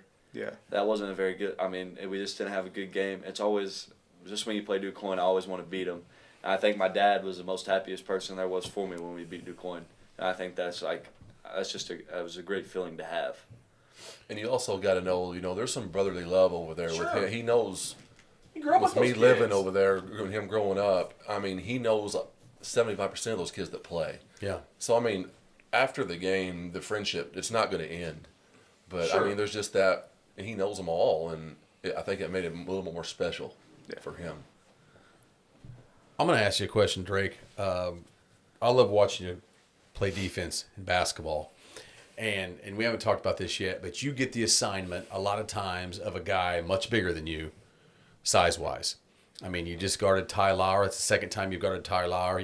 Obviously we just played them in an unbelievable game Friday night at our place, a double overtime game. You don't see many double overtime games. I know. I saw it was close late, and I was like, oh, boy, it's going to go to overtime. Then I saw double overtime. I don't know. It was crazy. Friday night was crazy. Friday night was All crazy. Great basketball games. What is it like, though? Because, Alney, the guy was humongous you guarded. I can think of all the different schools you've played. Tell me about the challenge of guarding guys bigger than you and how you take that role. Well, I walk in the office on Thursday, and Coach White Miller hands us a piece of paper, and it's got all of our names by who we're guarding. I feel like it's always the biggest one. So I never shrug my shoulders. I never put my head down. But the person I want to give the most credit to, well, not the person, but the people, is our scout team. I know Ethan McCombs isn't as big as Tyler or Dane Kruger or Lane Crosland, but they help me prepare for him. They're all, you've seen them. They're all huge. Big dudes. I think I get shoved around more by them than any big kid I've guarded. So I mean, they just help me like prepare for them. I think that's what helps me the most. Seniors, they're a little bit harder on the younger guys. Yeah. Well, here's the other thing too. Those guys want to win, and those guys know that's their part right now. Yeah. And the other thing is you've been through the trenches with them in football. Yeah. I mean, those are your dudes. I mean, Dano and Ethan and Lane, those are 3 big-time football players that you were out there with and going to battle with. And now, if it can help us be better in basketball, and I guarantee it, I can tell you every guy you've had to guard, there's not one of them as tough as those 3. No. Not even I close. I don't think so. Especially Mac and Dang. I mean, man. Oh, You got Mac's an Dawson. animal. Doss, yeah, even Doss. Doss, I mean, yeah. Doss, my God, his arm Yeah. bigger than Coach Young's over there, Doc Young's. But, Russ, you had something you were getting ready to ask him. Sorry. I was I'll ask like 7,000 questions. I was just gonna say. I mean, it's Benton. I mean, it's just a great community to be around, and I don't know. I playing football, and I mean, it was just awesome. I mean, I wouldn't want to grow up in any other community. I mean, everybody knows that we're from Benton, and We say it 18 times a show. we let them know we're from Benton. But I mean, it's just I something. grew up in Benton. I'm just happy that you guys are enjoying it here in Benton because I mean, Yes. there's no other community I'd want to be a part of, and I mean, it seems like you guys have quickly learned that. I mean, Right. And even when, and I can't believe I hadn't been in it in years, and I'm a basketball guru, and walking into the Rich. Oh, And I couldn't remember. I remember I played there when it was a rubber floor. Yeah. And Travis, I think that was the last time I've been to a game because we was, DuQuoin was Sure. on the Mississippi run the side. other side of the and conference, we yeah. never got to run into each other. Right. But walking in there is just, it gave me chills because I didn't know the tradition was that rich. It is very, very impressive to walk down that trophy, I guess you call it the trophy hall, whatever Sure. you call it, and then you make the walk up the stairs and you take a right, and then you've got all these jerseys and these names that you've always heard about. sure. And it's just, the banners. there is something Yeah. different about It's when awesome. that place fills up and there's people in the Ridge. It's, The atmosphere that they got to play in Friday night, you can't beat that, man. I mean, Pinkville brought a big contingent over, but just getting to play. I mean, don't ever take it for granted, man. When you get to play Pinkville in basketball, because it's. I don't care if they were 18-12 going into that game. I don't care if they'd been 2-27 going into that game. When you knock off the Panthers, that's a huge, huge, huge deal. Yeah. And they play so hard. And you know what you're going to get. You know what you're going to get, man. They do Same way things with right. Nashville. Same You know what thing you're with getting. Nashville. But you talked That's why about I love our the- conference. Oh, our conference is loaded, yeah. man. But you said it though. I don't think kids realize sometimes. Billy Smith, All-American, 4 years at Georgia Tech. Rich Youngkus was the all-time leading scorer in the ACC. Was the all-time leading scorer in the ACC. I'm not talking about some tiny conference. No. Doug Collins was the #1 draft pick in the NBA draft. I'm like, not on 2K, guys. He was when they said, and the #1 pick of the 1973 NBA draft, they said a guy from Benton, Illinois.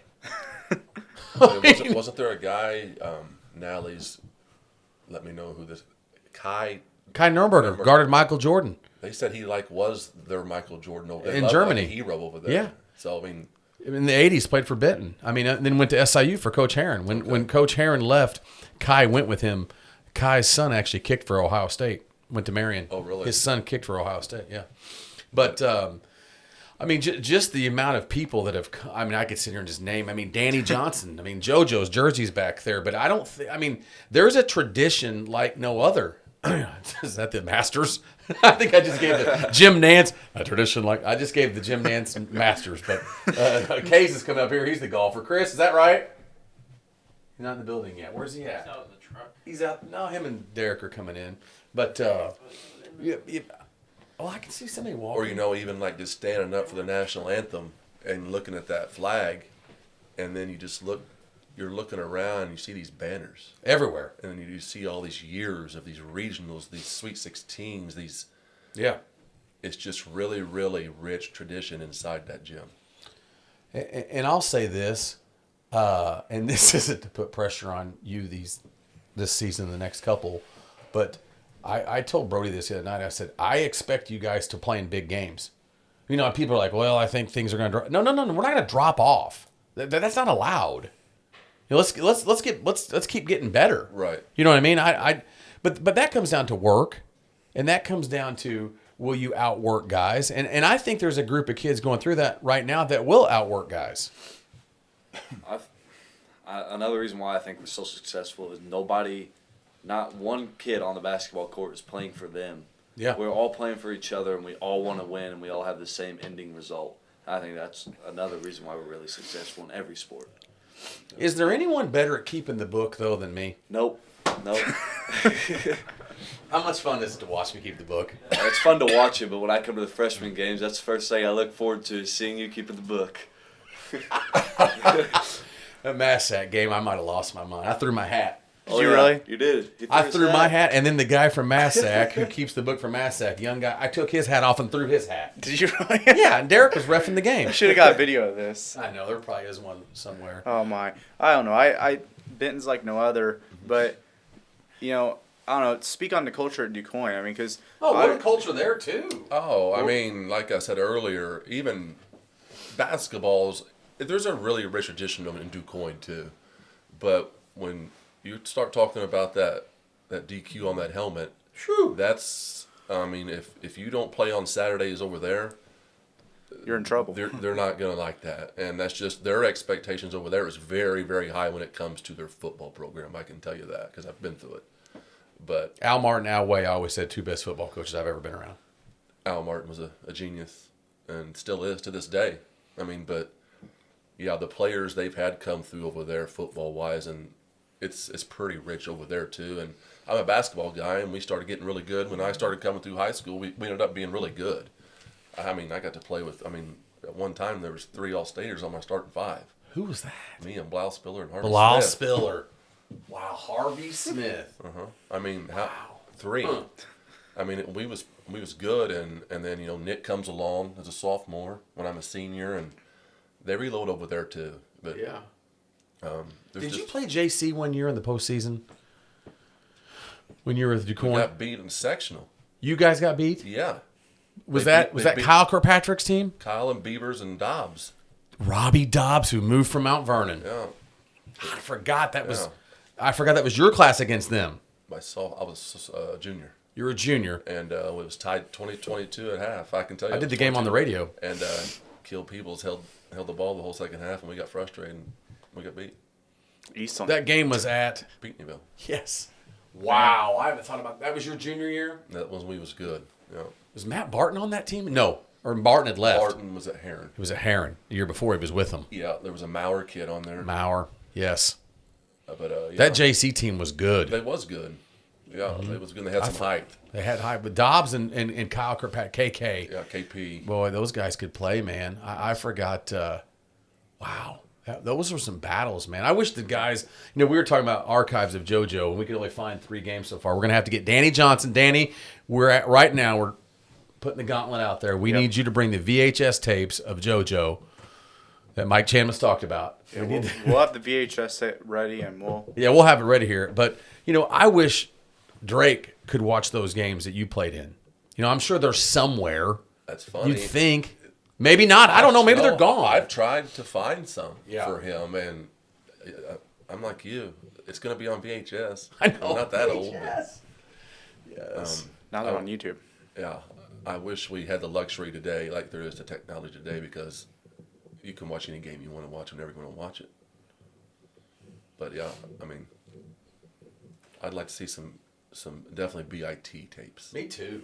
Oh man, Early 90s. Those were just epic battles, man. The Pinckneyville games, the Cairo games, the McLeansboro. I hate it for guys nowadays that I've told Trey this a bunch. Trey will be 19 here a couple weeks. Brody will be 15 the end of April. I've tried to talk to them about this, but and Doug Miller is a really good coach. And Hamco gave us all we wanted the other night. Yeah, but I don't think my sons don't realize the tradition that McLeansboro, not Hamilton, that McLeansboro had. Mm-hmm. I mean, I'm telling you, in the 80s and 90s, you didn't want to play them. Benji Johnson. Benji Johnson, yeah, we talked to Benji about this. I mean, unbelievable teams they had over there. Yeah, I mean, even when I was, they had the Welch boys. Yes. They was always very hard, a Kurt Reed team. You know what you're going to get with him too, and they're hard-nosed kids. and they're going to frustrate you. They don't care if they score. Yeah. They're just going to let you score. They're going to score way up at the end of the game and win 2-0. Yeah, exactly. That was his game plan. That's how he liked to play. But I will say one thing. I was thinking about this the other day. The game has changed, even when I played, so much to where, and it's not. I don't think it's the coaching. It's probably that guy in that room, the officials. It's the it's the style of play that you're getting with these high school programs. Yeah. They live at the 3-point line. I'm just going to be honest. They do. Nobody takes a pull-up. You don't see, which Pinckneyville the other night, I give them credit, they did. You don't see an inside-out game anymore. No. You don't see a post-play game. Even your post players stepping out shooting threes. Yeah. But I just feel like that's the way the game is going. And it's at every level, professional. I mean, it's just the way the game, it's just did a 180. Gosh dang it, Klay Thompson, Steph Curry. Yeah, I mean, that's what I'm saying. It's just, and with the shot clock next year, you're really going to see a running gun style of ball. That's what Derek, are we 35 or 30 next year? 35. That's what I was going to ask. I mean, do you think that's going to help the game, or do you think that's going to hurt it? What's your take? What's on Ron going to do? He's going to freaking pee his pants. All the Southern Illinois coaches. Lee Bennett. It's definitely going to take your old school type of coaches out of their element, because now you have to. Eastland can't hold it for 7 minutes. And that's what I mean. I think it's good for the game on that part. You're not going to be able to just run away from somebody. With this shot clock, I mean, if you're up 10, they could shoot themselves out of it and bring you right back in it, because that's the way the style of the game will be because of the shot clock. I mean, I promise you Kurt Reed's going to hold it for the last 12 if he has to. Yes. You know, when back in his day, or even Coach Korn, I mean, that's how those guys won so many games. I think the shot clock's going to really change how you coach the basketball, how your players. You're going to have to go. For sure it's you going to are. be like a junior college. It will be. Type deal. It speeds the game up. It adds a different level to it completely, where you talked about the game the other day you were at. How long did they hold it? Well, that was Eastland. That was last year. But I mean, Okay. I've seen games where I've seen Doug Creel game, Centralia Mount Vernon. Doug Creel hold the ball the whole game. Well, I've saw once. It was earlier this year. I think it was Marion versus Centralia. It was held for 4 minutes to begin the fourth quarter. And I was like, okay, wow. Yeah. So I just sat my camera down for a little bit because I didn't want my shoulder to get so tired. But I think it's going to benefit those type of things. It will. There's going to be pros and cons, and everybody's going to have their different views on that. But I'm glad. I think it's going to be okay. But you are going to have to. I mean, even when I was at Wren Lake, I couldn't express to you how I didn't know the game was that fast. Yes. And that's just there, okay? I had to get faster and I had to get stronger. Yeah, you can be a good high school basketball player right here in Southern Illinois, but you start talking, and I don't think they get enough credit. There is athletes in that GRAC. Oh, gosh. All I did was watch the John A. Wren Lake game. Unbelievable, man. It blew my mind the type of athletes I was going against every night from these different schools around Sure. here. But, I mean, heck, you take the Wabash Valley team when I'm a freshman at Wren Lake and they win the whole thing, and here they come over to Ina, and you've got Antoine Barber, National Player of the Year, Yes. goes to Kentucky, Tony Allen, Yeah. Oklahoma State, Final Yep. Four, 15 years in the NBA, the Celtics. Spurs. And Yeah. And then Carlos Hurt went to Louisville. Yeah. Off that three, and Wow. the next year they all go to the Sweet 16. Gosh. At a different level, and then over at SIC, lottery pick by a game of Dante Smith, Yeah, exactly. Atlanta Hawks. Isn't that unbelievable? So I don't think junior college basketball gets enough credit than they deserve when, he's just JUCO, and you hear it. I mean, you had Jalen Suggs get drafted right out of JUCO. Yes. Yes, but I mean, there is some really freakish athletes in that GRAC. Oh, it's up and down. It's no big deal for a game to be 112, 106. No, and You know what I mean? I mean, and that's what you're going to see with this shot clock. You're not going to see that in high school, that type of score. No. You're going to have to. It's going to speed the game up, and I think there's the pros and cons with it. But you're going to see higher scoring games. Do you and your dad talk sports Yeah, all the time. all the time? Yep. What's he talk to you about? I mean, it just depends on what we're watching. I mean, I don't know. I can't keep it all straight. Since you're little? Yeah. NBA or college? Which one do you prefer, or high school? I prefer watching college basketball. Absolutely. Or college any sports any day over professional. Until they get in playoffs, yeah, I can stand to watch like NBA finals or something like that. But I just like watching college sports. I feel like it's a lot more competitive. Yeah. Who's your teams? Like, do you have a team in college basketball? I like the Jayhawks. Kansas Jayhawks. I was Darren hoping- Peterson, is he going to be hurt? I was really hoping he wasn't going to say Blue Devils. Oh, if he just said Duke, we'd cut the whole thing right I now. know, we'd have to. We'd cut off. You're never really allowed to come back. I mean, if you don't say Duke if that's your team. Who? Is it Duke? I'm an Illini guy. Yeah, Right now, well- I don't want to say nothing, you know. Three of the last 5 games we've lost in overtime. And huge SIU fan, but Yes. Hey, they've been doing they're better. starting to turn the corner. That's a big win to beat Northern Iowa. They were 8-13. Now they're Yeah, and they 14-15. went down to Belmont. and Yes. Belmont. And Belmont's really, really good. I think if they let Nagy just kind of hang in there. Will they let him stay around? I think so. You got to give him a little bit of a. I mean, the NIL kills him, but I'd say you Oh. give a coach at least 3 or 4 years. yeah, you got to let him mold something down there. Assistant, you got to buy in with him. You know, you just can't. He's won everywhere. He was really good at Wright State. Yeah. You just touched on something. I know you guys are going to get out of here, but NIL, you know, we had Nick on a couple months ago. How do the SIUs compete? How do you keep a kid? How do you keep a kid? Come on, man. If someone comes to Drake and he's in college and says, hey, Drake, you're playing at SIU and we can give you $10,000. Kansas would like you to come here and play quarterback and they can give you $1.3 million. No, it's Come on. your mid majors. It really affects them. You have to have relationships pretty well. I mean, that's And I give Nick all the credit in the world when I found out his kids were coming back. That's I know huge. Steve. I mean, Yeah. you've got to. There's something instilled there that they want to play for him. Yes. Because the offer was there, and those kids were going to make more money somewhere else. But credit to Nick on being able to create that relationship with those guys to keep them down. That's why I love SIU football. Yeah. I like You were all pretty involved with it this I year. like Yeah. all the other sports, but SIU football is just awesome. I really like That's Coach a Shell. brotherhood, man. Yeah, Yeah. he does a a good job with that program down there and that whole staff. And when you're bringing back probably the top 5, I consider him one of the probably the top 5 quarterbacks in the country, any level. Yes. And he was and he good. chooses I mean, to stay. half the year he was playing injured, Yeah, and he is so good. He's a He's really really nice good. guy too. yeah. So I mean, but yeah, when you want to talk about NIL, Travis, you're right.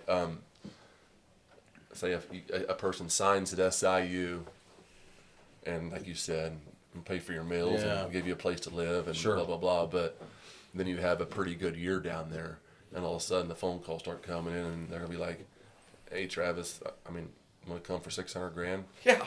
I mean, it's just Sure. they're not going to be able to. They're going to drown down there, and Yeah.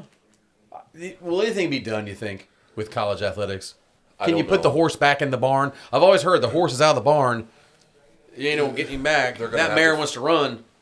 I mean, they're going to have to figure out something out pretty quick. And now you're going to start seeing teams that just these alumni people come in, and maybe they're not known for basketball or football, and it might be some no-name school, and they're just going to throw all this money and get the 5 best basketball players in the country to come. That's Well, where it's going. I don't know if Austin knows this guy, but I Austin mean, knows him. you guys know Mr. Beast, right? There was a Yeah. Who? There was Mr. Beast, the YouTuber, and he makes a buttload of money. Anyways, there was somebody saying like, what if Mr. Beast spent $100 million on East Carolina football to get all the top guys in? Would East Carolina win the national championship? And I mean, a lot would have to go into it, but I mean, can you imagine that? Indiana. Yes. I read the article about BYU. The Mormon Church, this is just straight up, this is not me being crazy. Mormon Church has an unbelievable amount of money. And they thought their way to get more and more kids to come to BYU, to be in the Mormon faith, was to get good at athletics. And look what they've done. Mm-hmm. It wasn't by chance. They paid DeBonsta a ton of money. He was the number 1 player in the country. They got to go there. The number 1 player in the country wasn't checking off BYU on their list 5 years ago. No. Wasn't even thought of for basketball. One thing I knew about BYU is I knew that. Coach Pope. Well, I'm a huge Bears fan, and Jim McMahon and Steve Young played there in the '80s. Football. I mean, they weren't a basketball school. I mean, Which the NIL, correct me if I'm wrong, 1AA, they can't pay them yet, right? Is it going on in football down there? I know basketball. But North Dakota State, they're before they went up to Mountain West, they were paying people to come in there. Okay. So I didn't know. is Southern allowed to? I don't know. yeah, they're allowed to. They just don't have any money for them to pay. Okay. But like Very little. it's just small It's amounts. just alumni. It's I mean, alum. Yeah. is what it I mean, is. North Dakota State. I mean, you got that. Who that just went to football coach. D1? North Dakota State? Yeah. So now the Valley's They down. left the Valley, didn't they? Yes. Yeah. It's a lot of people say it's gonna. The Valley's still gonna be good though. You still got South Dakota State, South Dakota, North Yes. Dakota. What, Illinois State? SIU, Illinois State. About when they win the title or get beat. Yeah, I know. We beat them 38-7, and then we didn't get into the playoffs, but they made the. They made the championship game. Yes. Yeah. I mean, I think that's another conference that gets overlooked is the Valley and football's really Oh, good. it's loaded. Yeah. They're putting guys in the NFL every day. You ever listen to the FCS podcast for football? I have. They like the Valley.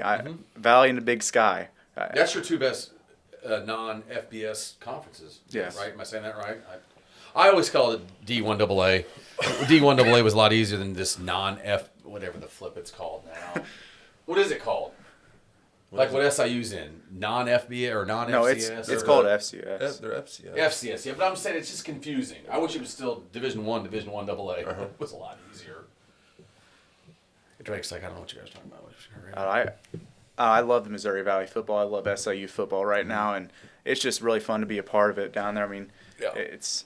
I don't know. Those guys are really nice. We had Coach Hill and then Ryan Algram, long snapper, and they're very genuine people down Oh, yeah. there. Yeah. Well, you've been friends with Nick for how long? Your whole life? Known him my whole life. You know. He's a winner. He is, and he's going to recruit the right type of kids for that program down there. I think that's high on his list. He's going to get good people down there. Would you like to play for him one day? Oh, I'd love to. Yeah. All right, we'll let you get out of here, but I'm going to ask you this before we get out of here. Wednesday, first game, we've got the winner will play who? Johnson City or Vienna. Johnson City or Vienna. Are you ready for the postseason? I'm more than ready for it. We honestly couldn't be going into the postseason with a better. I mean, if our team isn't pumped up, I don't know what else will get them pumped up with winning the game on Friday night. Friday, what have you ever played in a game like that before? No, I haven't.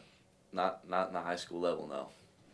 It's only going to get better. Yeah, it's only going to get better. I've never seen an environment since I've been over here. That Bree Central game. Oh, 2 years ago, Bree Central was.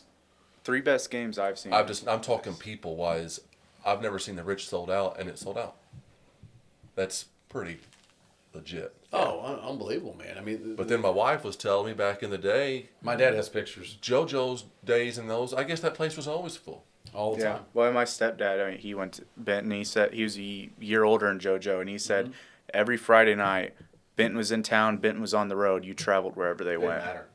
I remember as a kid, I always think of Hoosiers as a kid, watching that picture of all the lights, people driving on the highway. Yeah. That's how it was as a kid, man. Yeah. If you were taking 57 or 37, you knew the people from Benton going to a game. And you'll be old one day like us, and you guys are 19 years old. You're 16 I years turned old. 20 this year. You turned 20 this year. I turned 48 in a month. It's just don't take it for granted. You know what I mean? Because it's a special time in your life, and it's a lot of fun, and getting to be a part of it is a big deal, man. And I try to stress to him during the postseason, throw the records out the door. Yeah. It's one and done. You got to bring your A game Wednesday because Vienna wants you, or who else? Or JC. What Coach Bennett said last week. I mean, you might be able to be a team 3 out of 5 times, but it's one and done. That's it. Yeah, I mean, I try to stress that to him. I mean, you can't look past. Nobody. In a postseason, it is what it is. Somebody gets hot at the right time. Yeah. I've seen teams that 500 record end up going as super around here. Well, hey, we talked about with Coach Hawk, Heron Tigers. We're 5-18. They went nuts that year. Yep, they went crazy. Made Those guys. They end Yates. up making a run. They made a Super run, sectional. Really? They were, unbelievable. It just- Brian Yates, he passed away here recently, but he went crazy in the postseason. Yeah, it was I think 94. Yeah, they lost to Peenyville. I mean, who won? Yeah, that's right, 94. They lost to Yeah, Peenyville. to Hawk. The Hawk? Yeah. Yep. It's hard to beat Hawk. There's just nothing better, and I try to tell him, there's nothing better than playing for like like a regional title's one thing, but if you get past the regional game, a sectional's a different atmosphere. Different beast. And he got a feel for it last year against Yes. Breeze Central. But when you start talking sectionals and super sectionals, that's when you'll see the people really show up. That run that Benton went on my junior year was Yes. awesome. It really was. I got to travel with them the whole way, basically. It was awesome. Yeah, just don't take it for granted, and when you blink, it's gone. So you just got to enjoy yourself while you're in high school and figure out what you want to do when you're out of high school. But I still think high school is the best times of your life. Oh, yeah, for sure. Yeah, I mean, just looking back, I mean, because I got to be at almost any game I wanted to. Sometimes go to 4 or 5, sometimes 10 games a week. It's awesome. I mean, and just getting to see all my guys whenever I was growing up play, it was awesome too. And guys I went to school with. Yeah. I mean, I definitely, which I've only lived 19 years, but I think high school was the best part of my life so far. Yeah. When I look back on it, I agree with you 100%. When you get in there, you can't wait to get out. You know how it is. Yeah. Oh, yeah. It's something you definitely don't take for granted. Are we supposed to call you King? No. Gosh. I had to get that in there. Does it ever embarrass you? No, it just gets annoying. Yeah. Well, your teammates love you, man. So Yeah.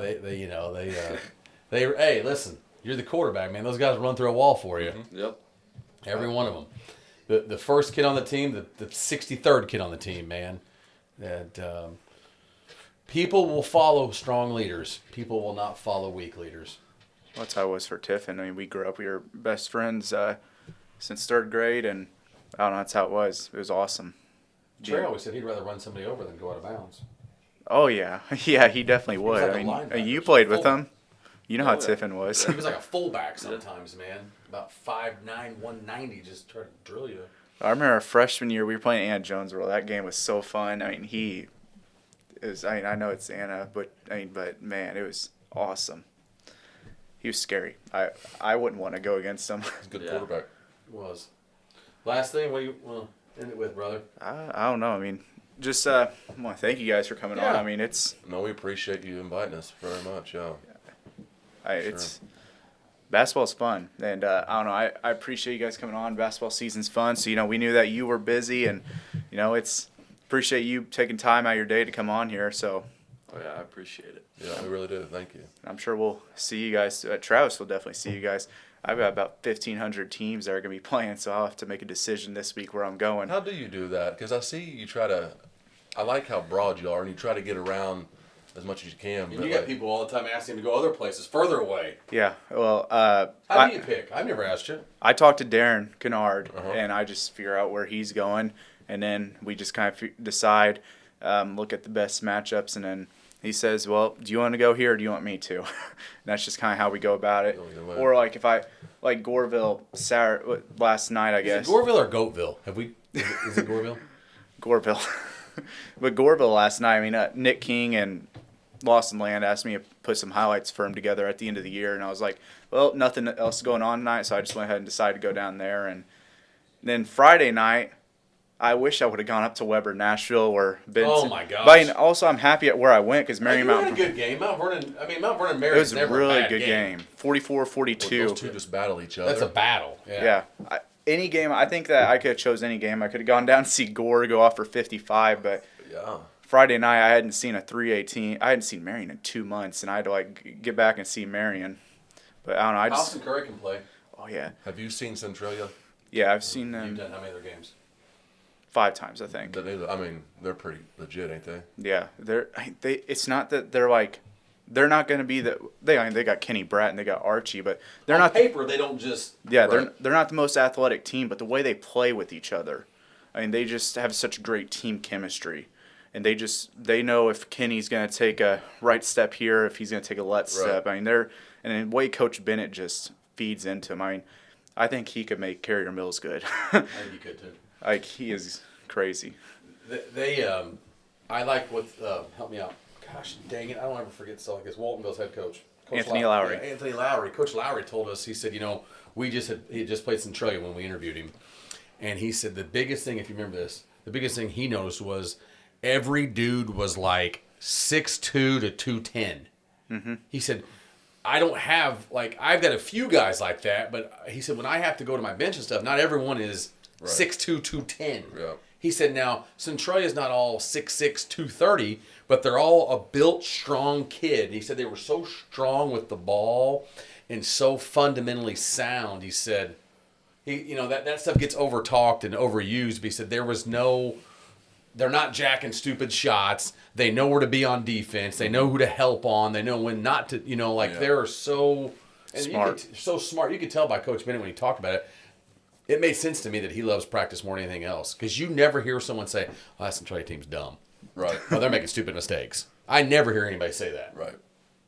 I haven't. I mean, I haven't seen them make a stupid mistake. If I'm being honest, I haven't seen them lose. They only have one loss this year. And it's To Marist. Marist. Who got it? 4A, Marist, in the championship of the Centralia That's Holiday right. Tournament. That's their only loss. Well, they 29-1, right? Yeah. Yeah. That's not bad. No. But Lee will tell you this though. He said, here's the thing: the different animal in 3A. He's been to the state title in 11-12, right? Or Yep. 10-11. 10-11. Yeah, 10-11. He said the thing with 3A is, you eventually get to that level where they have to beat an East St. Louis or a Mount Zion. You're not just in 3A. Schools down here aren't just going to the state tournament all the time, because you're eventually playing someone with 4-star crew. immense talent, a 4-star athlete Right. type of guy that we don't just see those all the time, No. Nothing. That's not a knock on the South 7. That's not a knock where they're going to Cahokia, right? Yeah, they're going to go. That's not a knock on that, but you eventually are seeing someone in 3A and even another level in 4A that just, it's a different ball game. Yeah, I don't know. Centralia's fun to be around, though. They're winners, man. They're like kind of like that small school where everybody knows everybody, but they're in a big school body, if that makes sense. Yes. And are they still the winningest program I think in they the are. United States? Is that right? I believe Chris, they are. is Centralia still the winningest program in the United States? They are in Illinois. I don't know if they are. Yeah, I know for a long time they would say they were the winningest team ever. I don't know if they still have the sign up outside their town. That's what I was going to ask. It's going to be weird with them not in the South 7. Yeah. Will you cover them as much? They're going to be playing Cahokia now. I don't mean Cahokia as a school. I'll still cover them as much as I can. Actually, next year I was actually talking to some people. I was thinking about expanding my coverage area out just a little bit, like to cover, say, a Lawrenceville or a Altamont more often, or Centralia, Breeze Central, all those teams. Sure. But if I was to keep it this year, I'd probably cover them. I'd probably only see them 2 or 3 times, but I'd still try to cover them as much as I can. Mm-hmm. It's just a little bit tough because I don't know, with them leaving. So that's one of the reasons I'm wanting to expand it next year, because I still want to cover them. Favorite sport, football or basketball? I ain't got one. Gosh dang it, I was going to put him on the spot. Just like whatever that. I'm playing. That's the right answer. Whatever season it is, right? Yep. I look forward to it, man. I look forward to watching the next couple of years. I'm looking very much. When are you going to get all those 12-time All-South like Archie? Yeah. Dude, he's freaking. I think he seriously might be a 12-time All-South by the time he's done, because he was All-South in all 3 sports when he was a freshman. I'd say he's got. He's well on his way. He had a sub-2 ERA in baseball as a freshman. We beat him. Yeah, we beat How him. crazy was that? One of our 9 wins. Take that, Guai. Do you think he throws for 10,000? I don't know. Probably. He's a freaking winner. I think he might get 10,000 yards. He's really good. There's no disputing that. He outperformed Roper when it was Centralia versus Marion. He had 300. I feel like it's a video game every time I see their football games, I see their stats, I feel like it's a video game. Like, he threw for 33 for 44 for 500 yards and 7 touchdowns. Yeah, if I throw when you're 44 throwing times that in a much, game, I yeah. think I can throw for 250. Yes. You know what's funny, though? Roper, he's a good quarterback, too. He's just signed with Murray State, didn't he? Yep. Is he going there for... He's going there for football. Well, wow, good for Cal. Yep. Yeah, he had a great year. Oh, he did. He's a really good kid. He's humble, too. Really Very humble. humble. We couldn't even hardly talk about, it's all team stuff. He He's was... talking about Junius, talking about Sam Adkins, Blake really? Winters. He didn't talk about himself very much. He comes from a winning family, that's for sure. Yeah. Just like you do, too. The Porter boys. The Porter boys. Guys, we appreciate you coming on and look forward to a lot more W's with the Rangers. I appreciate you guys. All right, welcome to our final segment of today's show. As you know, we were thinking about getting some more guys on to make it a longer show, but we think we're going to cut it back after last week's 2 hours and 41 minutes last week. No, we were good boys there for a while. We were going about an hour and a half, and then last week we got it rolling, and this week we're shooting for 4 hours again. Well, we got a couple of referees on here this week, and a couple of dandies right here. Yes, and Illinois' finest. One guy is known as a photographer, but he's a little bit more than that. You guys want to just introduce yourselves, as we get into this final segment. I'll let you go first. Oh, thanks a lot. Derek Moore, basketball referee. Done it for 19 years. Not as good as they think I am, I don't think, but here I am, and glad to be on the show. Glad to have you. I'm Chris Kays. That's not your real name. Christopher. That's my government name. Christopher Kays. I'm from Benton. I'm a volleyball referee, and I started in 2005, right after I graduated high school. So I'm just finishing year 21. Yeah. Wow. We had to have a weird intro there because last week we forgot Brian Murley's name, and no, I know we did. It was awkward. And we forgot both of your guys' names. So I figured it'd be okay to let you guys say it yourselves. But anyways, obviously you guys are both involved in refereeing, and as everybody knows, being a referee, there comes a lot of heat at points. But what kind of got you guys to start being a referee? For me, no, I thought it would be some easy side money. I really did. I thought it would be some easy side money. The volleyball teams when I was in high school, coached by Tony Phelps, they went to 4 straight super sectionals. I'm like, oh, hey, you don't have to run. You get to stand there. You make some easy money. And I realized really quickly, if I wanted to be good at it and continue to get matches, I probably needed to study. And luckily, I found some mentors, and I've had mentors along the way. It's become a nice, it's become a really nice side job. And it's really more of a, I wouldn't even call it a side job anymore. It's not quite a primary job, but it's pretty close. Now, Chris, I've known you forever, and I find it awkward because I'm just going to call you Bucket. Fair. When did you, I'm trying to think back, because you graduated in what, 05, so you're 9 years younger than me. When did you decide that, hey, Bucket's going to be my name? When did bucket hat become your thing? I was trying to think of this the other day. When did bucket hat become your thing? So I started wearing a bucket hat probably my freshman year. High school? High school. Okay. And then probably the moniker stuck with me. It was kind of a nickname, but then it became more of an actual moniker when my IHSS username Benton Golf got blown up because I got banned. IHSS. IHSS. I haven't thought about that in a long time. So I had 7 names. Because I was running my mouth. Surprise. No way. No way. So then I was allowed to start a new account, and Bucket Hat was born, and it's stuck since probably 06 or 07. Wow, time flies, man. Right. IHSS. Is that still a thing? It is still a thing. I get a birthday reminder. I talk to those guys. Wow. Yeah. Yeah. Hey, back in the day, that was the place, man. That's the only place you could get scores at, man. Scores and the debates that would go on there between schools and people was awesome. Regional final basketball night. Yes. Was just that was D-SAR. the place Who was that? Who are some of those guys? I'm trying to think of some of those. Chip Jamerson. Oh yeah, Chip Jamerson. That'd been Chip Jamerson. Yeah. I'm just trying to think. I didn't know that existed till the other day, and Aaron Britton messaged me, and I was like, where'd you start getting into all this stuff? And he was like, IHSS, and I was like, oh, I don't even know what that is. And I messaged Darren about it, and Darren started telling me. I was like, what is this? Oh, yeah. What was my name on there? Sacklidis.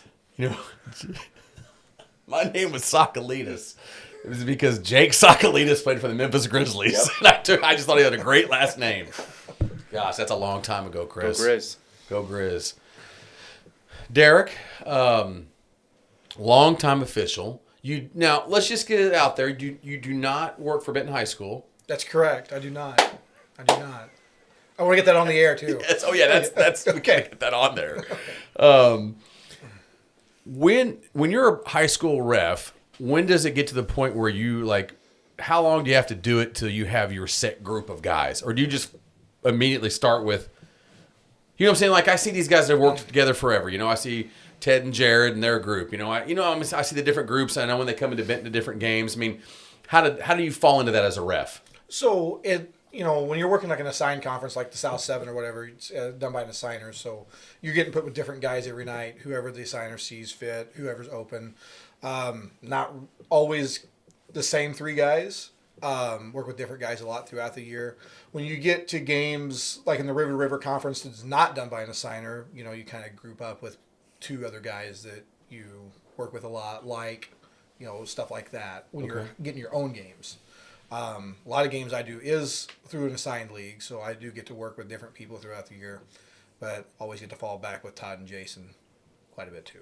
And how do you know? So, and I know these guys, but to the person watching this today, who's Todd and Jason? Todd and Jason are 2 guys I work a lot of games with. They're both from the Metro East area. They come over. We get Todd, Peter, and Jason. Todd, Schmidt. Peter, and Jason Schmidt. Yeah. And they get to, they come over and work with me, and I go over and work with them, and get a lot of windshield time. But, we feel like we're a pretty, crew that meshes well together. And did you just get thrown into a game with them one time and think, hey, this works well? Or did you, how did you guys? Well, actually, me and Todd worked college men's basketball in the GRAC for a while. Nice. That's where we kind of met. Okay. It was at that. And then Todd and Jason actually refereed some intramural stuff in college. Okay. And we had an opening mainly because Ron Weinmiller didn't like anybody we ever brought to Benton. Yes. So, we picked up Jason one night, and it worked well. And we were told, hey, you can bring that guy back. And so then we just, kind of started working with him. And here we are now. How many years you 3 been doing games together? I believe we're just finishing year 4. Okay. I believe. I don't remember exactly. Me and Todd's been together pretty much since 2016, 2017. For volleyball, is that much different? Do you have like a guy that you're usually with, or guy or gal? When I started out, I worked with a gentleman from Benton, Joe Cack. He was Wolfgang. Yep, he was my first mentor. Worked with me a lot, taught me a whole lot about the game, about officiating. Then when Joe retired, I started working with a woman from Carterville, Tina Bennett.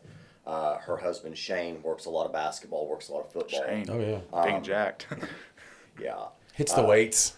Hits the weights. Shane's a basketball assigner. He assigns women's GRAC, women's MWAC, with Jason and another gentleman. But there's a couple of crews in volleyball, but for the most part, it's a little bit more random. There's not nearly as many crews or partners, pairs in volleyball as there are in football and basketball. I know this much from being around sports like my entire life. Officials have one of the hardest jobs because people, let's face it, if it's a tight game and something comes down to something close, you got to have someone to blame something on. The winning team the scapegoat. The winning team loves you. The losing team finds something. How quickly, as referees for both of you, did you realize I got to just shut the noise out and do the best I can? Second game. What happened? Just the fans. It distracts you. If you listen, and a lot of fans, will make things personal, especially if you work a lot of the same games year after year after year. It starts to become where some fans feel like it is personal, and it's not personal. I don't know a referee, and I've refereed with a lot of people in a lot of games across the state of Illinois. I don't know a referee that cares who wins the game, who doesn't win. We don't like that's the last thing on our mind. It is my mind every night. I don't care who wins the game, but you got to block that out, because if you can't block that out, you're not going to make it very long, because it plays mind games with you if you listen to it. So what I do, if we're in a heated game, especially toward the end, I don't listen to people yelling, and I don't listen to them the whole game, but I definitely don't at the end. because we have to make split-second decisions. That's ultimately going to change the outcome of the game.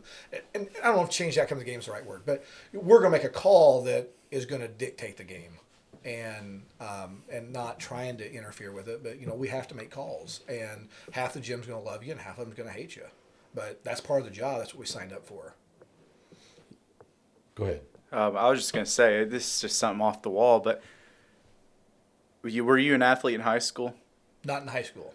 I did not play in high school. Well, did you play sports at all growing up? Just in grade school. Would you say you sweated more playing sports or as a referee running up and down the court? I think I sweat more as a referee. Really? I do. I was just curious because I just think about that because I'm just looking at the players and then looking at the referees. It just looks. I don't know. I could. They don't ever get to take a break. No. I mean, you're running the whole game. Yeah.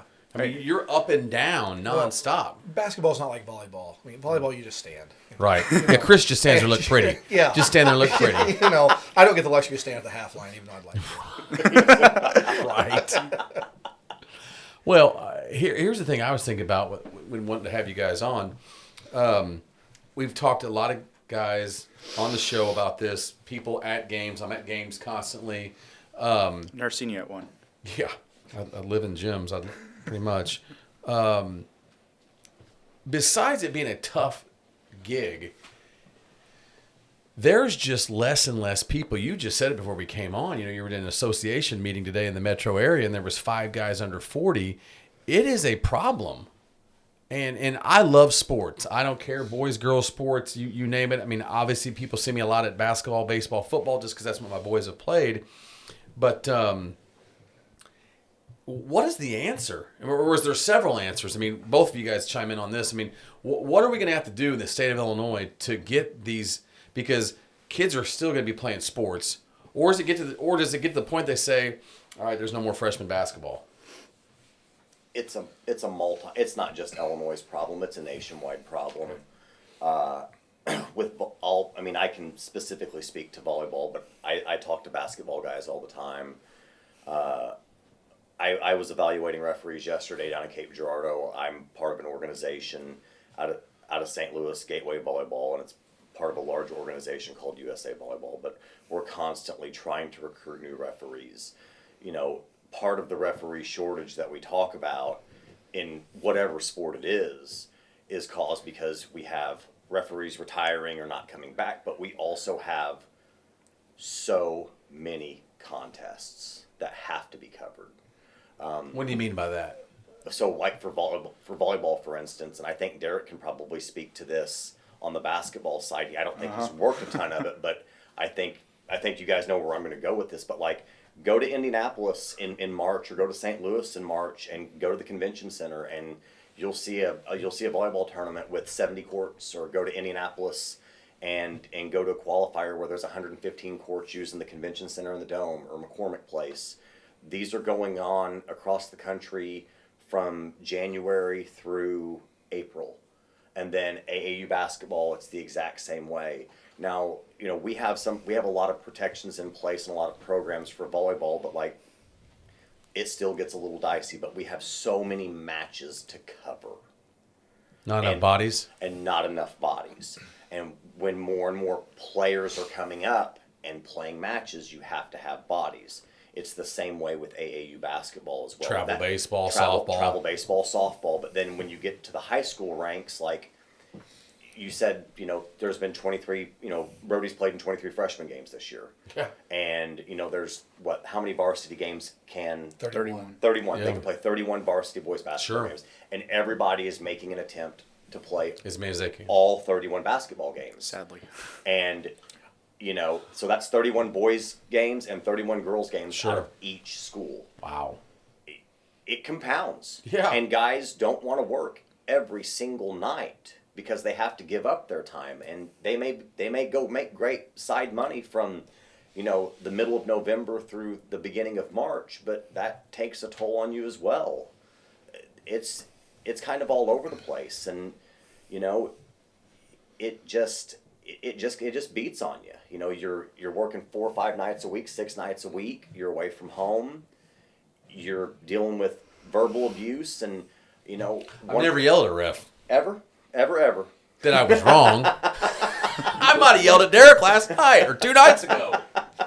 But one of the things that I say, like, In love. you know, one of the segues, I think the level between coaches and referees has probably been, it's the closest it's ever been as far as the pressure on each other Yeah. at the varsity level, and the expectations, because it's so heavy on the coaches from the parents of as far as performance goes, Sure.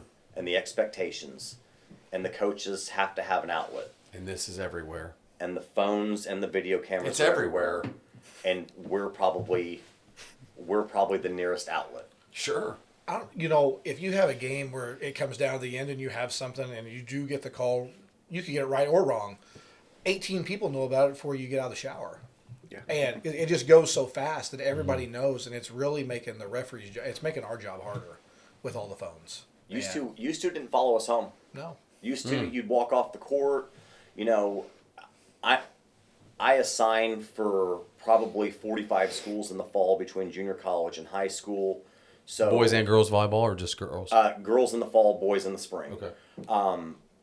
So when I get a phone call or a text message, it's typically a larger issue. But yeah, anymore, as soon as you walk off the court, if there's an issue, like, People know. your phone's blown up. Your coordinators let you, hey, what's happened here? What's happened? Or your friends are blowing you up. Hey, what happened over here on this match or this particular play? Or your opinion of it. Yeah, and now it's actually following you home. Used to, it just followed the coaches home. Now it follows the referees home a little bit more than it used to, and it's just, I think it's going to continue to build on that a little bit more too. That's got to be why you have so much fallout, right? Yeah, That's not helping anything. no, it doesn't Yeah. help it at all. So do you guys, like, okay, if it's a college, they go out and have these recruiting things, try to get kids to go to school there. I mean, are there refereeing clinics or, I mean, I know I grew up with Bobby Blondie, and Bobby used to have these things. It was an excuse for me and my buddies to play basketball on Sunday afternoons, and he would be teaching referees. He'd do clinics, you know, and we'd go play at the middle school or we'd go play at the high school or whatever. How do you get more people to referee volleyball? How do you get more people to referee basketball? Like, what's the way to... Well, we talked about it today at our association meeting. In Missouri, they have, I can't remember what the name of the program was, but basically you was a mentor and a mentee. Okay. And they were assigning the younger officials the JV games, asking the varsity guys to get there early to watch them, give them feedback. And then the flip side of that is the JV official was going to stay till at least halftime and watch the varsity guys work and give each other feedback. It was mentioned today at the association meeting, trying to get it in the metro area at least, trying to get a program implemented to where we can try to recruit young people and teach them things and how we're wanting to do things. You know, the IHSA has, I mean, it's going to be a major problem with the IHSA if we don't get something figured out, because you know, right now no games are getting canceled. We're covering every game. Yep. You don't hear of a game gets canceled. We don't have referees. If something doesn't change and change soon, that's going to become a reality. 5 years, 10 years, 2 years? 5 to 10. It's right? it is, but it's not happening in the winter. It's not happening in the spring, but it is happening in the fall with football. It's not getting they're not getting canceled, but Because it's a bigger crew? you are seeing football games moved from Friday to Thursday, or you're seeing them moved from Friday to Saturday for crew availability. Yeah.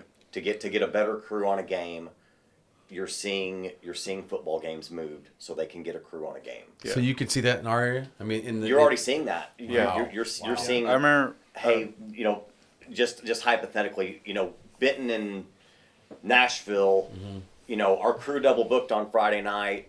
We can't get a crew, so we're going to move to Saturday because we know we can get a really quality crew on Saturday. So we're going to play on Saturday. Wow. That happened this past fall. I mean, not in the river, but I know that happened up there on the eastern part of the state. I think with Lawrenceville or somebody. Oh. Well, I They think even moved the Peenyville game. and Massac might have played on a Thursday as well. Yeah. And I know a lot of Kentucky teams are starting to move to that. I mean, a lot of people are like, oh, it's kind of cool, you know, we get to play on a Thursday. I'm like, as somebody that played high school football, I personally don't like it. Except for West Frankfort, the only time I liked not playing on a Friday was when we played Frankfort. And I don't know, it's something we got to figure out, I guess. I mean, I've never been a referee, but What's it's the IHSA say? I mean, what's their plan? They know it's an issue. Yeah. they know it's an issue. They also have some stuff they've implemented with the if you're in high school, trying to get high school kids to become referees, giving them a free year or two of membership. Sure. They still have different clinics and trainings and stuff. They're trying to improve it.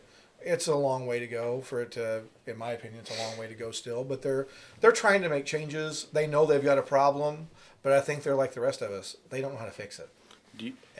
No, and we have to, and the biggest thing is that, and we talk about it as veteran officials, we have to protect the new officials. They are going to screw up. I mean, we as part of it. we as varsity referees screw up every time we walk out on the floor. I would say if you went on the ISO website, there's a list where you can try to find officials in what part of the state they're in. If you went to like the Mount Vernon Carbondale area, because that's an option to select, and put 5 years or less, there wouldn't be hardly anybody on 5 years or less. I mean, there's gonna be names, but it's not gonna be many. And probably the more alarming part is if you were to save that data at the conclusion of basketball season and compound it each year and see how many people drop off and don't renew, that's the bigger issue. Yeah. It's you get dudes who license every single year and they'll work for a couple of years and then they're just like, yeah, I'm not doing this anymore. The retention is the issue. You get that young dude comes out of high school, hey, I want to do this for a couple of years, and they're, yeah, I want no part of this anymore. Can the schools help this? Can the schools help with the fans? That's a huge part of it, and I'll give a ton of credit to the SIJHSAA. Some of the practices That's the longest acronym also in the state of Illinois. It's pretty close. Some of the actions they've implemented on fan conduct are pretty severe, and I absolutely applaud it. Like if you get ejected, it's like a 3-game suspension, is what they mandate. If you I had a guy show up for the CIA at my house and said, "Hey man, you're on the list, Travis." Like you get ejected from a junior high basketball game, and you have to watch a sportsmanship video and a 3-game ejection. Good. And That's awesome. And you get dumped again, and like you're supposed to serve like a year-long suspension according to their bylaws. That has to happen. Sure. That has to happen across the board. It's worse in those games because you go to say Pinckneyville on Friday night. It's big. You don't hear all that. Right. Sure. You go to Ewing. Oh. Okay, they're all on one side, Yep. and it's small and confined, and it's magnified in that situation. Yep. You get in a bigger venue, it's not as big of a deal, taking this verbal abuse, at least. But No, absolutely. When did you guys realize you wanted to be refs? I mean, was there a point in your life? I mean, you've been 21 years, you said 19 years. I mean, did something just click? Did someone ask you when you were a little kid, did you want to be a ref? Or was it something that just, I mean, how did it happen? I just kind of wanted to be involved. Like I said, I wanted to be involved in something, and I thought it was a good way to make some extra money. And here I am 21 years later, and I do it about 9 or 10 months a year now, and assign a bunch of matches and get to go a lot of cool places. Heck yeah. I'm the same way. I just wanted to be involved. I love basketball. I enjoy watching it. I enjoy refereeing it. I just wanted to give back. Because I do enjoy it. I like being around the kids. I like being in the atmosphere. It's Friday night, high school gym. Oh, it's awesome. Friday night. You're not going to find much better on Friday night. That's going to keep you out of trouble anyway, for most people. But Yeah, not everyone. yeah. No, I didn't want the show just to be us interviewing you guys about, oh gosh, how do we get guys to referee? I mean, it's awesome. Sports are awesome. You love volleyball, you get to be involved with it. You love basketball, you get to be involved with it. I want people to be encouraged to want to be involved like you guys. Well, yeah, or an encouraging question to ask. What's some of your favorite events that you guys have got to be a part of? I mean, as far as like getting to see a milestone moment, get to see a crazy player like a Division I athlete, or any just fun game to be at. Well, Friday night I got to witness Ron Weimiller getting a 400th plaque, and that's got to be a milestone, right? I mean, Some of the Pinckneyville people wondered if you would give him the plaque. well, they asked me to, and I thought we probably shouldn't do that. Oh my God! Come on, Chris, that was good. That was good. You know, That was good. I got some other stuff I can say, but you're not going to let me This will get clicks. Oh man, that's good. But no, I mean, milestone moment that I've seen.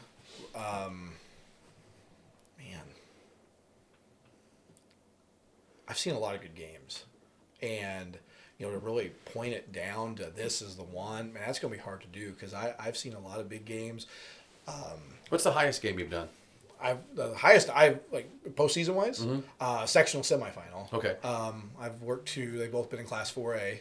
Oh my gosh. So I mean, in the Metro East, you see some good play, especially in 4A. East St. Louis is in 3A; they're always good. But that doesn't take away from anything in 2. I mean, 2A, in my opinion, is the toughest class to referee. Because in 1A, this year in Southern Illinois, we're very fortunate in 1A. Yes. They have some really good 1A teams. Yes. And not taking away from Class 1A at all, they're very passionate fans. They all care. 2A, in my opinion, is still the hardest class because typically you have better athletes in 2A. And you still have that fan base that follows you everywhere. The towns are in Still love small with it. enough towns. Yes, and the atmospheres are great in these postseason games. When you start getting into 3A, 4A, you're in a bigger area. There's not as many people that go to the games and stuff. You've got really good athletes, and then some people just don't show up to see the athletes of the town play, and it's kind of I guess sad or disheartening maybe a little bit. But sectional semifinals though, those are good atmospheres. Sectional finals. I mean, they had a sectional final in Benton a couple years ago. I mean, that was an electric atmosphere. Oh, we talked about it before you Yeah. guys came on. I've been to a lot of amazing games at Rich Heron Gym from being a little boy.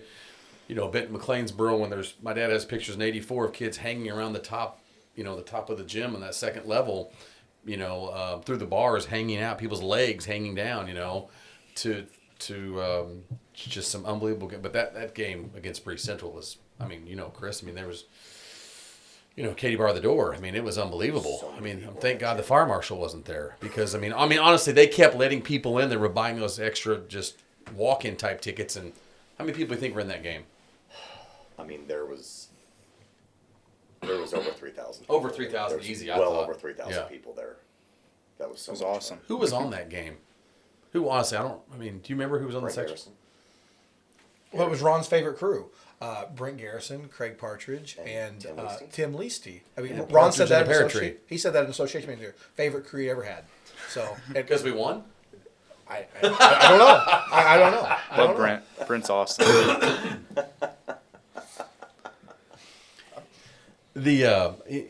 I was thinking about this with officiating. You see these different crews, these guys that have worked together forever. That's a pretty tight bond, isn't it, guys? Absolutely. It is on our crew. Yeah. It's when Tina and I were working before I started working a ton of collegiate and she stopped working, her daughter Colby is a catcher at Carterville, going to play at Johnny Logan. Really so good. She kind of she basically soft retired so she could, kind of focus on watching Colby play volleyball at Carterville and be a mom and but when we were kind of running down our trips to the state tournament, just you kind of know what your partner's going to do. You know how they're going to answer questions with the coach. Just that, yeah. Like you said, that bond that you've got. The football crew of 5 know exactly what each other are going to do. That basketball crew of Derek, Todd, and Jason, they're all on the same page when they walk out on the floor. So even though they're going to sit in there and have a pregame before they walk out there, their pregame doesn't have to be nearly as in-depth as if the 3 of them had just been introduced prior to working a regional championship next Friday night. And that was always really comforting prior to walking on the floor, before a Murfreesboro Massac match or, a super sectional match with, Freeburg and Mater Dei. That was always really nice to be able to walk out there with the person that you had worked a ton of huge matches with, knowing that you're not going to have any surprises during the match. At least, you might have surprises from the teams, but there's not going to be any surprises from your officiating partner. and to kind of go off what he said too, our crew, we could usually tell in the first or second trip down the floor if all three of us are going to be on the same page or if one of us is going to have a rough night. And, when working with the same guys, if I'm having a bad night, Todd and Jason are going to be aware of that pretty quick in the game, and they're going to compensate for that. And then the three of us are still going to look like we're still in sync together, even though one of us is having a bad night. And, when you're with people that you can do that, it makes it a lot better for everybody. Yeah. And guys, like, Thanks, Lars messaging. I mean, we're honest with each other after the match too. Like, if we have a bad night, we tell each other. Sure. We know if we struggle.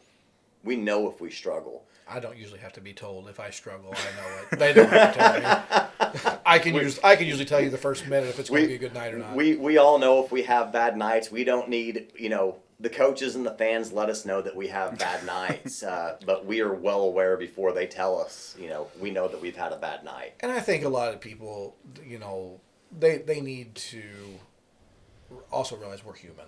Sure. We make mistakes. We don't see every play the way they see it 5 rows off the floor.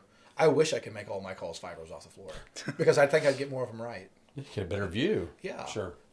So, I think if, people just, like, either, not going to say put themselves in our shoes, but just realize, hey, we're human beings too and we make mistakes. I think that can make things a lot easier and maybe even help us retain more officials if people would have that perspective or that view of that. Chris, talking players, for volleyball, Southern Illinois has been really talented. What's kind of like your teams that you kind of cover? Not cover because you're officiating. What's kind of the teams that you officiate on a regular basis? I don't do a ton of high school anymore because of my assigning duties. I try to make sure I leave myself open in case there's a late cancellation and I have to go cover it. Explain to people when you say assigning duties. What do you? So I am the coordinator of officials for the South 7, the Southwestern Conference, and the Cahokia Conference, the Mississippi Division. So the big division of the Cahokia Conference. I also have another handful of schools who their entire league doesn't have an assigner, and I also assign the MWAC and the GRAC. So I hire the officials for all of those leagues. It's a lot. There's a lot of moving pieces. So, but I work Carterville pretty often. I work Marion. I work Centralia. I work Benton. Used to work a lot of Murfreesboro when Mike Lane was there. Work a lot of Pinckneyville, Nashville. So predominantly River to River, South 7 stuff, bigger school stuff. Have good relationships with those coaches. Did you ever dip into any Black Diamond stuff? I was just curious. Yes, yeah. Who assigns? Do they assign? Or they do not have an assigner. Okay. I assign a couple of schools in the Diamond, but they are still mostly school assigned. So if they don't have an assigner, just so the person watching this knows, that means the AD's having to take care of all that, correct, for the home school? Yeah. That's a lot of added burden, I would think.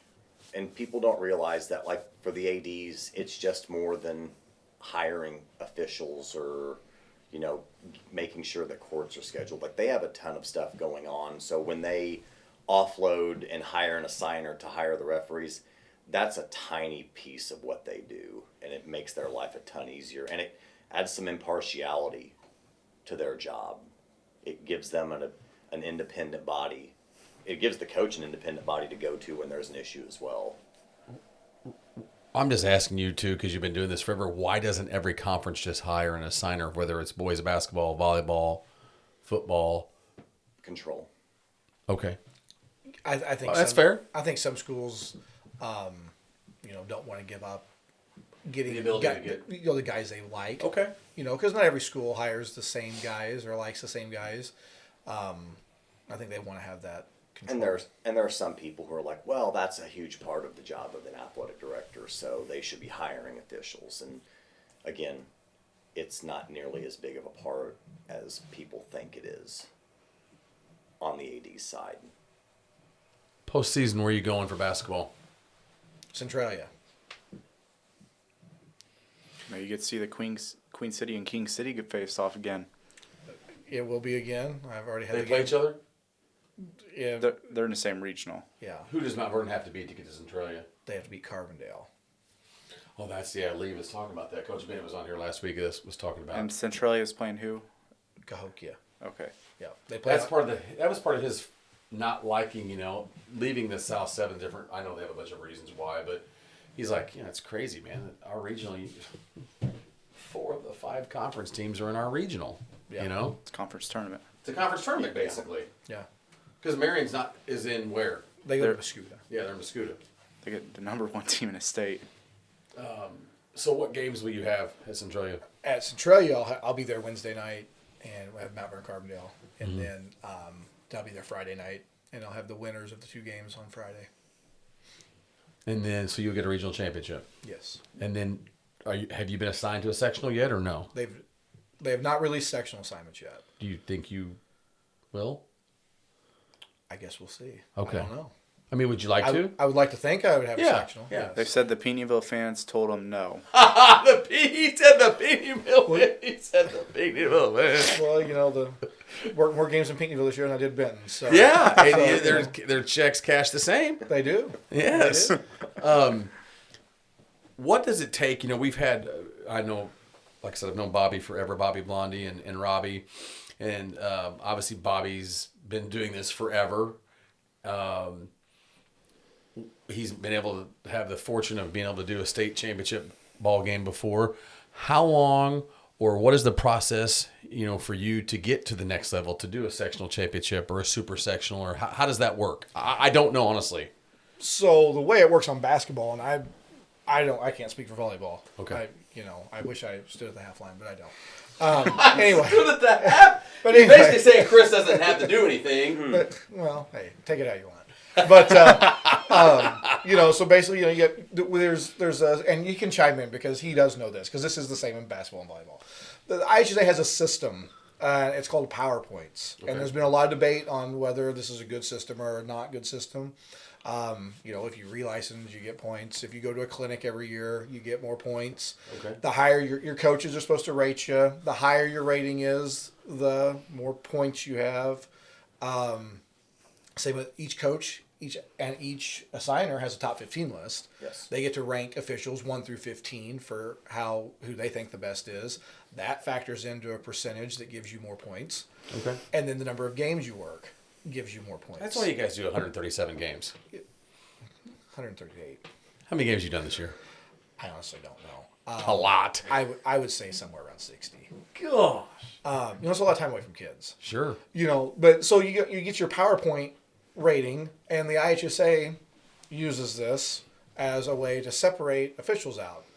So where my ratings are at now, where I have a sectional assignment in the last 5 years, I'm maxed out on PowerPoints until I move to a super sectional. Okay. So right now, where I'm sitting at, I'm just in the mercy of the IHSA and people who deal with the IHSA on making these assignments. Oh, wow. Who do I need to call? Let's get if- Dave if- on the if phone. I- Dad, can you make a phone call? Gosh. Can we get? Yeah. So, He hung up on me. so that's, First time. No, or last. but that's kind of the process. And, I started working regionals in my 5th season, boys basketball, 5th year.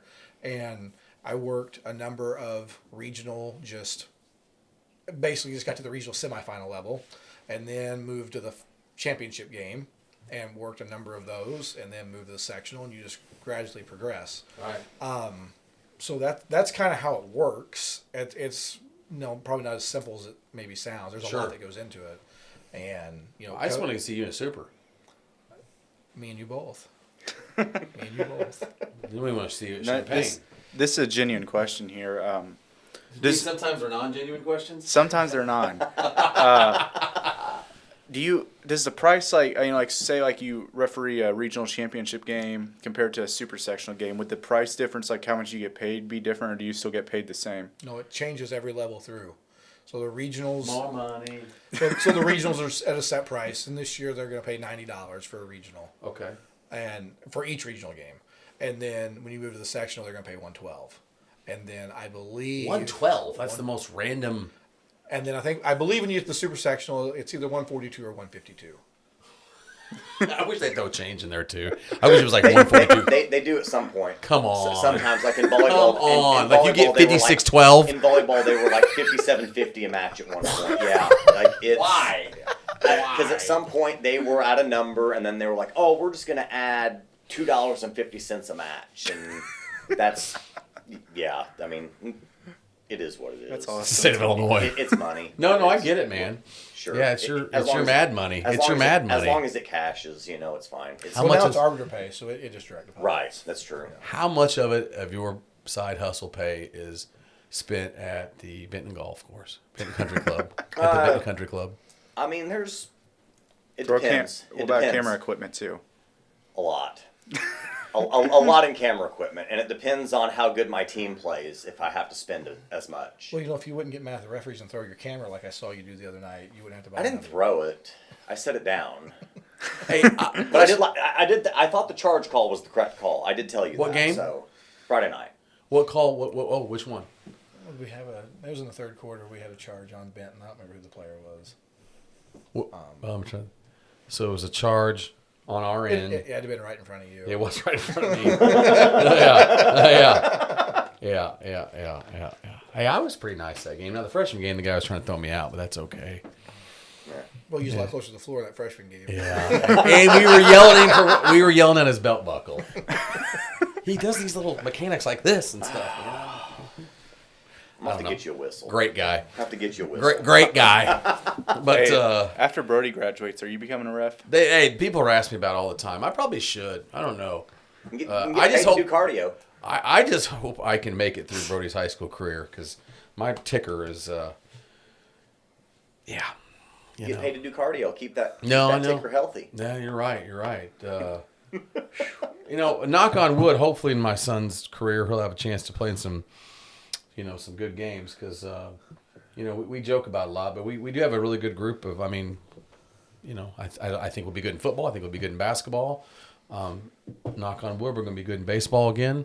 How about those freshman Wildcats? Did you see they finished undefeated? Yeah, they were tremendous this year. They're a really good freshman basketball team.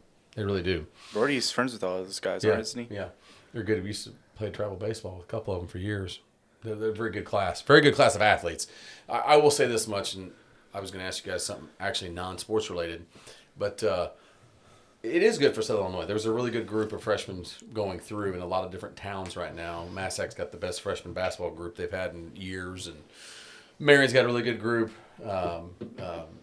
Nashville's got a tremendous group that they do every year. We have a nice group of freshmen in different sports. But I was going to ask you guys this. Not everybody knows, but you have real jobs. Not that you're not just referees. I know what you do. Derek, you guys have a family farm, correct? Correct. What is it called? We just operate as my dad's name, Jeff Moore. Okay. And have you been doing that your entire life? Yes. So 37 years. people think that you're a referee, but actually you guys and on your farm, what's that entail? Well, we raise corn, beans, and wheat. And Staples of Southern Illinois. we have a trucking business that goes alongside with it that keeps us busy. And, between trying to juggle all that and get to one of these games that I have 4 or 5 nights a week, sometimes it gets a little stressful at home because we have a lot going on. And but I use refereeing as a way to kind of break away from Sure. my real job. Yeah. Kind of gives me a little bit of enjoyment. For sure. And not that I don't enjoy farming, but sometimes it's nice to just get away. Yeah, no, I get it. Yeah, I love selling cars. I'll do it till I die if they let me. But I enjoy doing this. It's a break. I love talking sports. I get to talk to people I like. It's enjoyable. Russ puts up with me. Why don't you do like a job like me and Darren? Yeah, I did at one point in my life.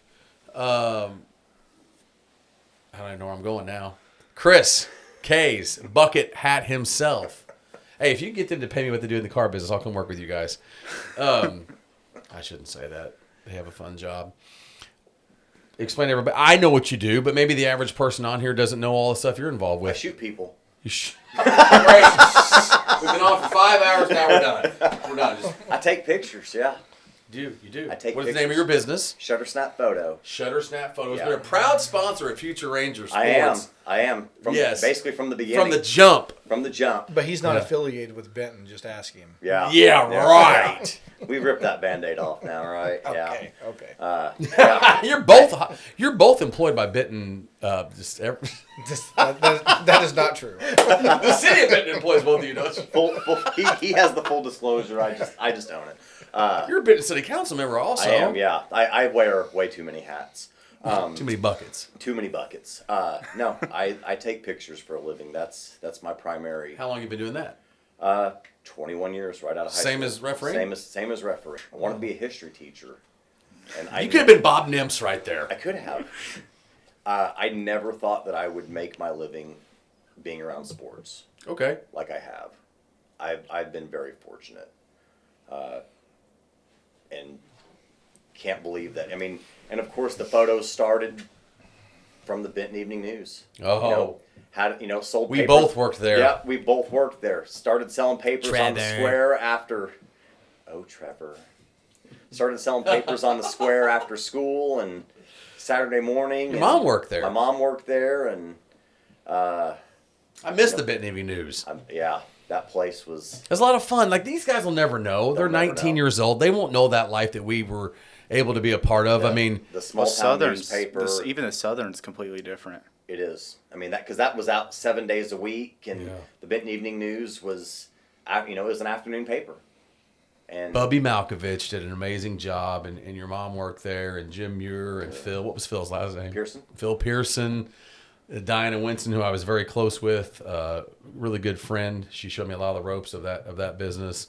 I'm trying to think of people I'm probably forgetting. Phyllis, what was Phyllis's name? Phyllis Payton. Phyllis Payton. There was so many people there, man. That was a great. I know I'm forgetting people, but obviously, Joanne Malkovich, Matt Malkovich's grandmother, John Malkovich's mom. Yeah.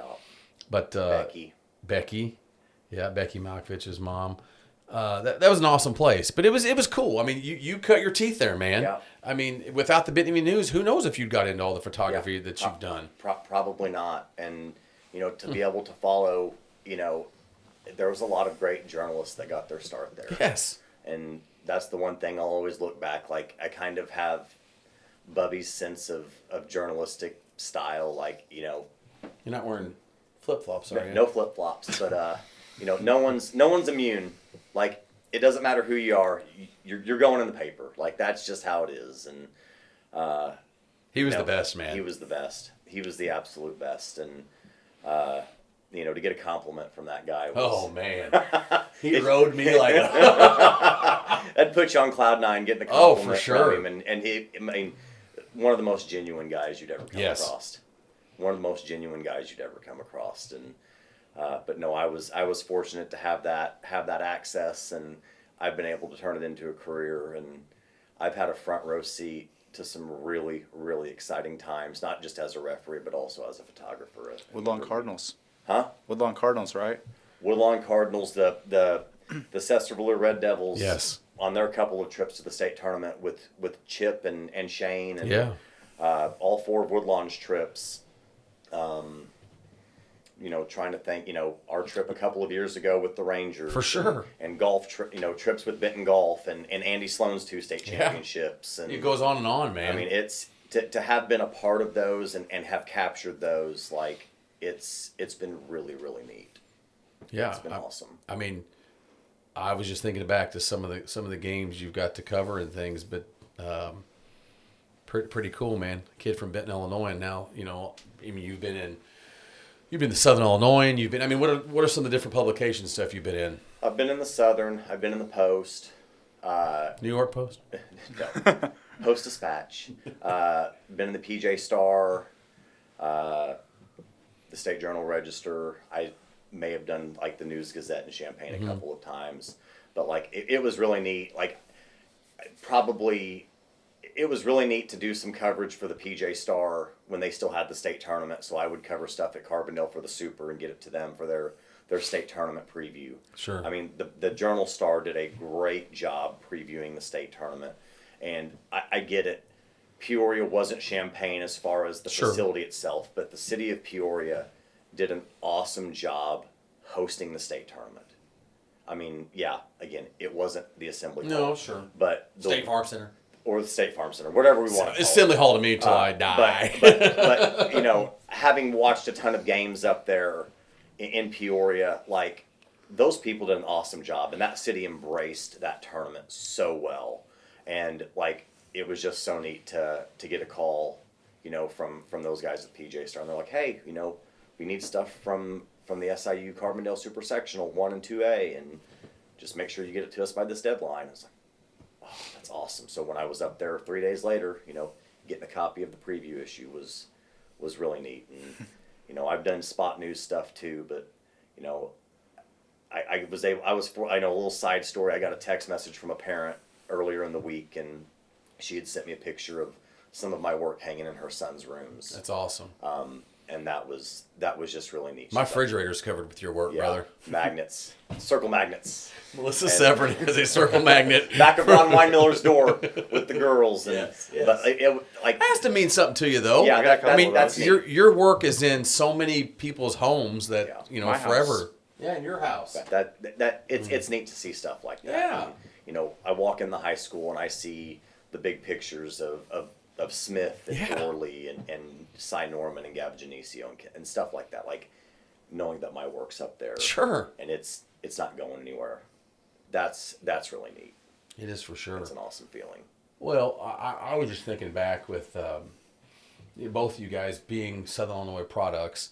You know, we don't have a major sports team, but you know, I mean, I know when SIU's good, we all like to latch on to them when they're really good and stuff because that's kind of our sports team sometimes. But the small town communities, you know, I've been involved in school boards and involved in different, you know, on a township board now. You're involved in city council. I'm sure your family farm's been involved in many things in Mount Vernon in your lifetime. There's nothing better than the small town communities that all of us get to be around.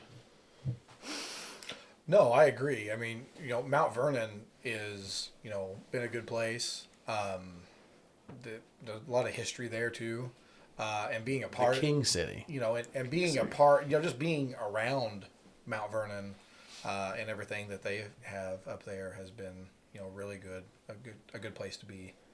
And I don't know if it's as good as Benton.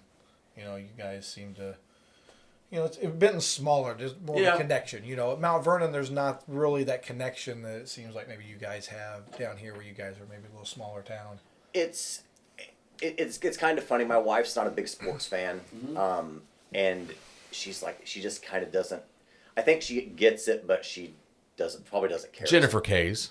She doesn't care as much, but you know, it's still high school sports is still the cheapest show in town. For sure. You know, Friday. Greatest Until this showing. week.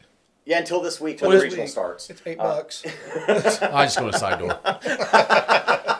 You know, but you know, Show the average safe house. Is this recording? you know, Friday night football. You know, $5 to get in, and Yeah. you know, it takes up 2.5 hours of your night. And you see so many people there that you know Benton people. You know, you go to so many games there that, and you played there, and just people sitting around the field and talking, and you're hanging out. I mean, Or it's the same people, you know, that are at the same spot. Yes. Or they've been season ticket holders at Tabor Field in the same spot For sure. every year. Or Bob Garapi's had the same season Oh, tickets yeah. at Rich Heron Gym since the day it opened. Like, that's not stuff that you're going to find in St. Louis and Chicago.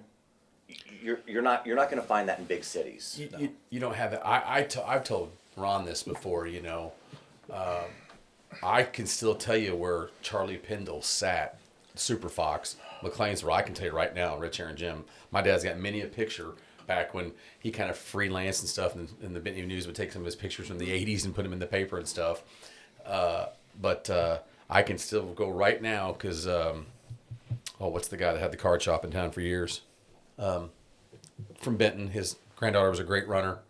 Oh, 80 shut. 80 Shut sits about where Charlie Pendle used to always sit. About right there is where he would sit. And to this day, I'm an old guy. He doesn't know what I'm talking about probably, but I think of Super Fox and all those tremendous McLeansboro basketball teams from the early 80s, mid 80s, into the 80s to the 90s, you know, and you don't get that everywhere. You know, you don't get that, I'm sure. I mean, I know there's tons of talent in 3A and 4A basketball, and I think Centralia still has some of that. I think Mount Vernon has some of that. Marion, but your bigger schools. I mean, there's something. Drew Porter was sitting there 7 hours ago when we interviewed him right before you guys. And, Doc Young's been asleep over there for 2 hours. He got his homework done. He's still networking. But he said, hey, I sat down and we weighed the pros and cons, Dana and I and Natalie, and talking, with Drake. And Benton was somewhere that, it wasn't just sports. It wasn't just sports that wanted to be a part of it, And academics are really good at the school. And we've got a lot of programs. But on the flip side of that, with athletics, Benton has put money into things. I mean, I selfishly, my sons have got to be at a program that, we have an unbelievable gymnasium. Our weight program's tremendous. Our football field's unbelievable. We have a great baseball facility, tremendous golf course, great track for our cross country and track runners. Coach Robinson probably would like a better wrestling room, but tremendous wrestling, which has access to all the other things at our high school. We've been very, very fortunate. Still are fortunate. Yeah, look at the success. It's not at Benton High School. It's not just been success of one single sport. No. And it's not just been one particular group of kids. No. You go back. Golf's got 6 trophies since 2004. Wow. And Andy won the 2 state championships, but also that girls track team racked off a dozen sectional championships in 15 or 16 years. From 2000 through 18, there was a couple of Sweet 16 trips in baseball, and then the run with basketball a couple of years ago, the football runs, and then the volleyball program, what it did in the 2000s and the 10s, it's been sustained runs across the program. Look at what wrestling has done. Unbelievable. Wrestling's going on the same time as basketball, so you're not sharing those kids, and then you turn around and cross country goes and wins a trophy in the fall, and then track goes and wins a trophy that following spring, and AJ Kinsman was a football player in that, in the fall. He wasn't on that cross country team. On a quarterfinal team. Yeah. So we're not talking about sharing the same kids over and over. We're talking about just continued success of all of the kids, and that's something that's been really special. Probably at Benton High School, which has been awesome, which has been fantastic for me on the photography side. I've been fortunate to cover, and which makes it good for business as well. Heck yeah. Any last things for these guys? We've kept them here till midnight. I just appreciate you guys, just doing what you guys do. A lot of people, I don't know how many people just go out there and say thank you for, I'm sure the ADs and stuff say thank you, but not all the fans. The fans after every game, there's a little, you have to walk through the line of players. The fans should all have to walk and shake the ref's hand when they leave. They wouldn't have got out there until midnight on Friday night. No, there's a lot of people there. Over 2,000. You want to start doing that? No. Virtual. Oh my! No, what they do in the stands is good enough for me. That's enough. But yeah, I appreciate you guys doing everything you do, and I'm sure we'll see you guys around. Travis for sure up there in Benton. They're both on staff, so I'm sure I just have to keep digging. I love it. But yeah, we'll see you guys. Yeah. Thanks for coming on, guys. Thanks for having Thanks. us. Yeah, appreciate it.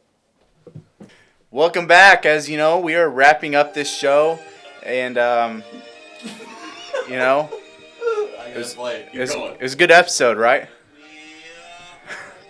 We had 3 fine segments on here today. I had to play it for Jesse's Buffalo.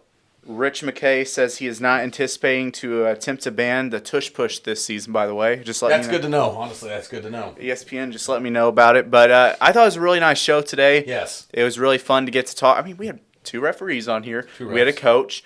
We had a dad who was an all-stater. We had Drake Porter. King. Future all-stater. Yes. And then we had Kaleb Gore, who went off for 55 points. We had a record-setting Kaleb Gore with a K. 55 points, 12 threes. Hey, I thought Kaleb did a great job. Drake did a good job. Drew Porter, man. Drew's a fun interview. Oh yeah, Drew. Drew breaking it down. Mike Chamness, glad to have him on for the second time. And then we brought it home with the guys we know really well. Bucket hat. Both guys on staff at Benton High School. Derek Moore and Chris Case. Yes, and That's funny. I don't care who you are. it was a fun show today, and I don't know. I thought last week was really fun. We're just taking it. Have you ever played Clash Royale? No clue what that means. Well, have you ever played a Sugar Rush or what's that one game? Candy Rush. I don't know what it is. Candy Crush. Candy Crush. I mean, they got levels to the game. Tetris. I played Tetris. Tetris is a pretty good game. I played Tetris. But I used to play Donkey Kong. Donkey Kong was good. Donkey Kong. How about Mike Tyson's Punch-Out? You play Block Blast? No. How about Mike Tyson's Punch-Out? Soda Popinski. I don't know. I think I might go get on 2K later. I wish you would, man. Tell Trace to get on. I'll tell him. But yeah, He's working at Joe's Pizza in Marion right now. Joe's Pizza and Marion. That's one of our sponsors. That is one of our sponsors. But we need to talk about that. Joe's Pizza and Pasta Player of the Week. Who is the player of the week? This past week it was Nathaniel Marlowe. Why did we pick Nathaniel Marlowe? Nathaniel Marlowe averaged quite a bit of points, but he scored milestone. Scored 51 points on senior night. Going into senior night, you were at the game, weren't you? Yes. Going into senior night, he was 46 points away. Yes. From breaking 3,000 career points. He's pretty good. He scored 51, Travis. Unbelievable. I mean, and 5 of those were threes. Usually he's a mid-range guy. I manifested when he was on that interview with us. Remember how many points he had? And I said, dude, you're going to start scoring about 33 a game. You can go back and check the archives of our show. Yes. Manifested. He scored 46. He's averaging about 40-something lately. He scored. Why do I keep going back over here like this? You say I'm super loud anyways. He scored 40-60 the other night. Wrap it up. It's going to get loud right there. Me and you both got up to the mic. I love it. He scored 40-60 the other night, but I don't know. He was our Joe's Pizza and Pasta Player of the Week. He's coming on next week. He couldn't make it on today because he had a prior engagement, but Nathaniel Marlowe's going to come on next week, so we'll give him his T-shirt, Player of the Week. Yeah, we didn't even have any voting, nothing. We love you guys for voting, but when a guy goes over 3,000 points, groundbreaking, scores 51 on senior night, and now when we broadcast this show, he's probably going to be second in the state of Illinois. I don't think we can stress that enough. Right now, when we're shooting this, he's third. I think he's fourth. He's third right now. Okay, is he? He just he passed Jamie Brandon. I think he's right behind Andy Kaufman now. Okay. But Chico Vaughn will be the last guy that stands in front of him in the all-time scoring record for the state of Illinois in a March Madness started here, a basketball crazy state. I don't think people realize what we're getting to watch. You'll realize it 20, 30 years from now. Myself as an old man, Doc, this doesn't happen very often. No, it does not. And we've never, not a guy in our area. And guess what? If he makes a state run. If he made a state run, he could get close to the all-time record that Chico Vaughn holds. Wow. And you know what's funny? What? He obviously cares about it, but that's not his main thing in life. The main thing in life is the Lord. Yes, and that's what you got to watch him preach last week. Yes, how was it? It was good. I mean, I awesome, feel like I learned some good stuff from it. Me, Jonah Ruffino, and Graham Barkley went up there. That's awesome, man. Graham Barkley still have big muscles. Oh, Graham's getting bigger. He's jacked, dude. The dude's got huge body. That's awesome for him. Good for Graham, man. I don't know. I think Ron Weinmiller. He should have got him in there. I bet he misses him right now. Come on, Ronnie. Ron would see him right now, and he'd be like, Where was this guy at? Where was this guy when he came out of Aiken? Where was this guy when he came out of Aiken? I don't know. He's what's shaking in Aiken? You know what I mean? What's shaking in Aiken? He's bigger than Wilson now, isn't he? Yeah, he was shaking in Aiken. I mean, Wilson. So that was our Joe's Pizza and Pasta Player of the Week was Nathaniel Marlowe? Yes. You're digressing. So we got it. What's our next segment here on the outro of the big show? Verse of the week. Verse of the week. Can we do like a little chorus there? Yeah, go ahead. Verse of the week. Verse of the week. Verse of the week. I think that was good. That was good. But it's from Proverbs. Proverbs 16:3. I like Proverbs. A couple books in front of Song of Solomon. Go ahead. Oh my. Commit your work to the Lord and your plans will be established. Yeah, it's about as fundamentals it gets right there. Yes. Read that one again. Commit your work to the Lord, and your plans will be established. That's really good. You know, Sean Rufino said that in service today, and It's a really good verse, I had man. another one in mind, but then he said that, and I I was like that. I was like, Read the Proverbs what? Proverbs 16:3. Russell, if you take that advice from God and His Word, things will work out for you in life, man. Yeah, it's hard to follow that. It is hard. I mean, a lot of people, it's easier to go with the grain of the world. I mean, you see it. They always talk about are you familiar with the narrow path they talk about? Yeah. It's a lot easier to not follow that There's narrow a famous path. picture of a wide path that everyone's leading to destruction and the narrow path leading to the Lord. Mm-hmm. And, but by following this, commit your work to the Lord, and your plans will be established, and Amen. that will help you follow that narrow path. I agree, man. That's good. See, you got me calmed down. It's hard to get me calmed down. You started talking about the Lord. That's good stuff, brother. Amen. Amen. But that's why I'm excited to just be around the Rufino family. That's good. They're just good people that help keep me accountable as well.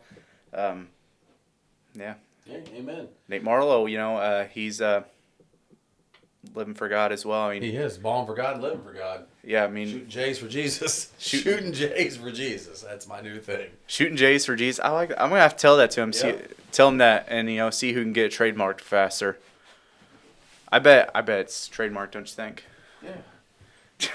No, but I don't know. It's been a fun episode. That's been fun. I'm excited to get Marlo back on. Yeah, me too. I talk to him on a regular basis. He's always a fun guy to talk to, and nobody in this world deserves anything, but everything that he does is for the Lord, and it's pretty evident in how you see him walk and how he plays the game. I mean, obviously he gets a little ticked off. I think That's okay. everyone and their brother Righteous anger. everyone and their brother gets a little ticked off. Part of it. It's part of I mean, it. you go watch Coach Weimer and Coach Tripp, see if Oh my goodness. they stay calm. Wow. Russ, final thought, buddy. Well, We're 17 hours in this week. I'm just gonna say I'm excited for the postseason. Me too, man. I'm ready. When this show comes out, it will be a day before the regional finals. Yeah. Maybe we'll have some good stuff going on. I mean, up at Centralia, there's Centralia versus Cahokia, Carbondale versus Mount Vernon. That's an all South 7 regional. We might have to bring the show out early next week. We might have, instead of Thursday, we might have to bring it out on Tuesday. Because depending on who wins regionals Friday night, maybe we can figure out who we're having on Sunday. Yeah. And because if we wait till Thursday, maybe they might have already lost. But it's just gonna be a lot of good regionals.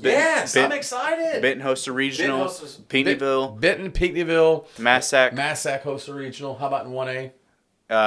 You got Alvarado, Elkville. Dow, Virgins. Yes. I mean, can you explain the grade school complex there? I don't know.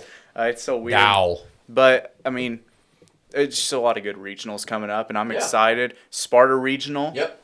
Woodlawn Sparta. It's gonna be a good rematch. Yes. Potentially. I mean, They got to get there first. They got to get there first, but on paper, they look like they're the two top seeds that will play each other, and it's gonna be a good matchup if they do.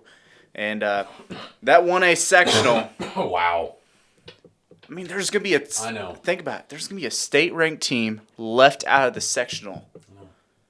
1A's loaded. Well, look at 2A last year. That regional had 7 ranked teams in state in it, man. That Carlisle regional last year in 2A was nuts. Yeah, Darren always talked about it. Nashville wasn't a play-in game bracket last of year. death. Nashville wasn't a play-in game last year. Didn't they have to play Breese Central to get in the regional championship, right? Yeah. Wild. And wild Columbia activity. and Carlisle, did they play in a regional semifinal Unbelievable. as well? I mean, it's just... Yeah, I know. Basketball's awesome, man. Love it, love it, love it, love it, love it, love it, love it, love it. Yes, and so that is the show for the day.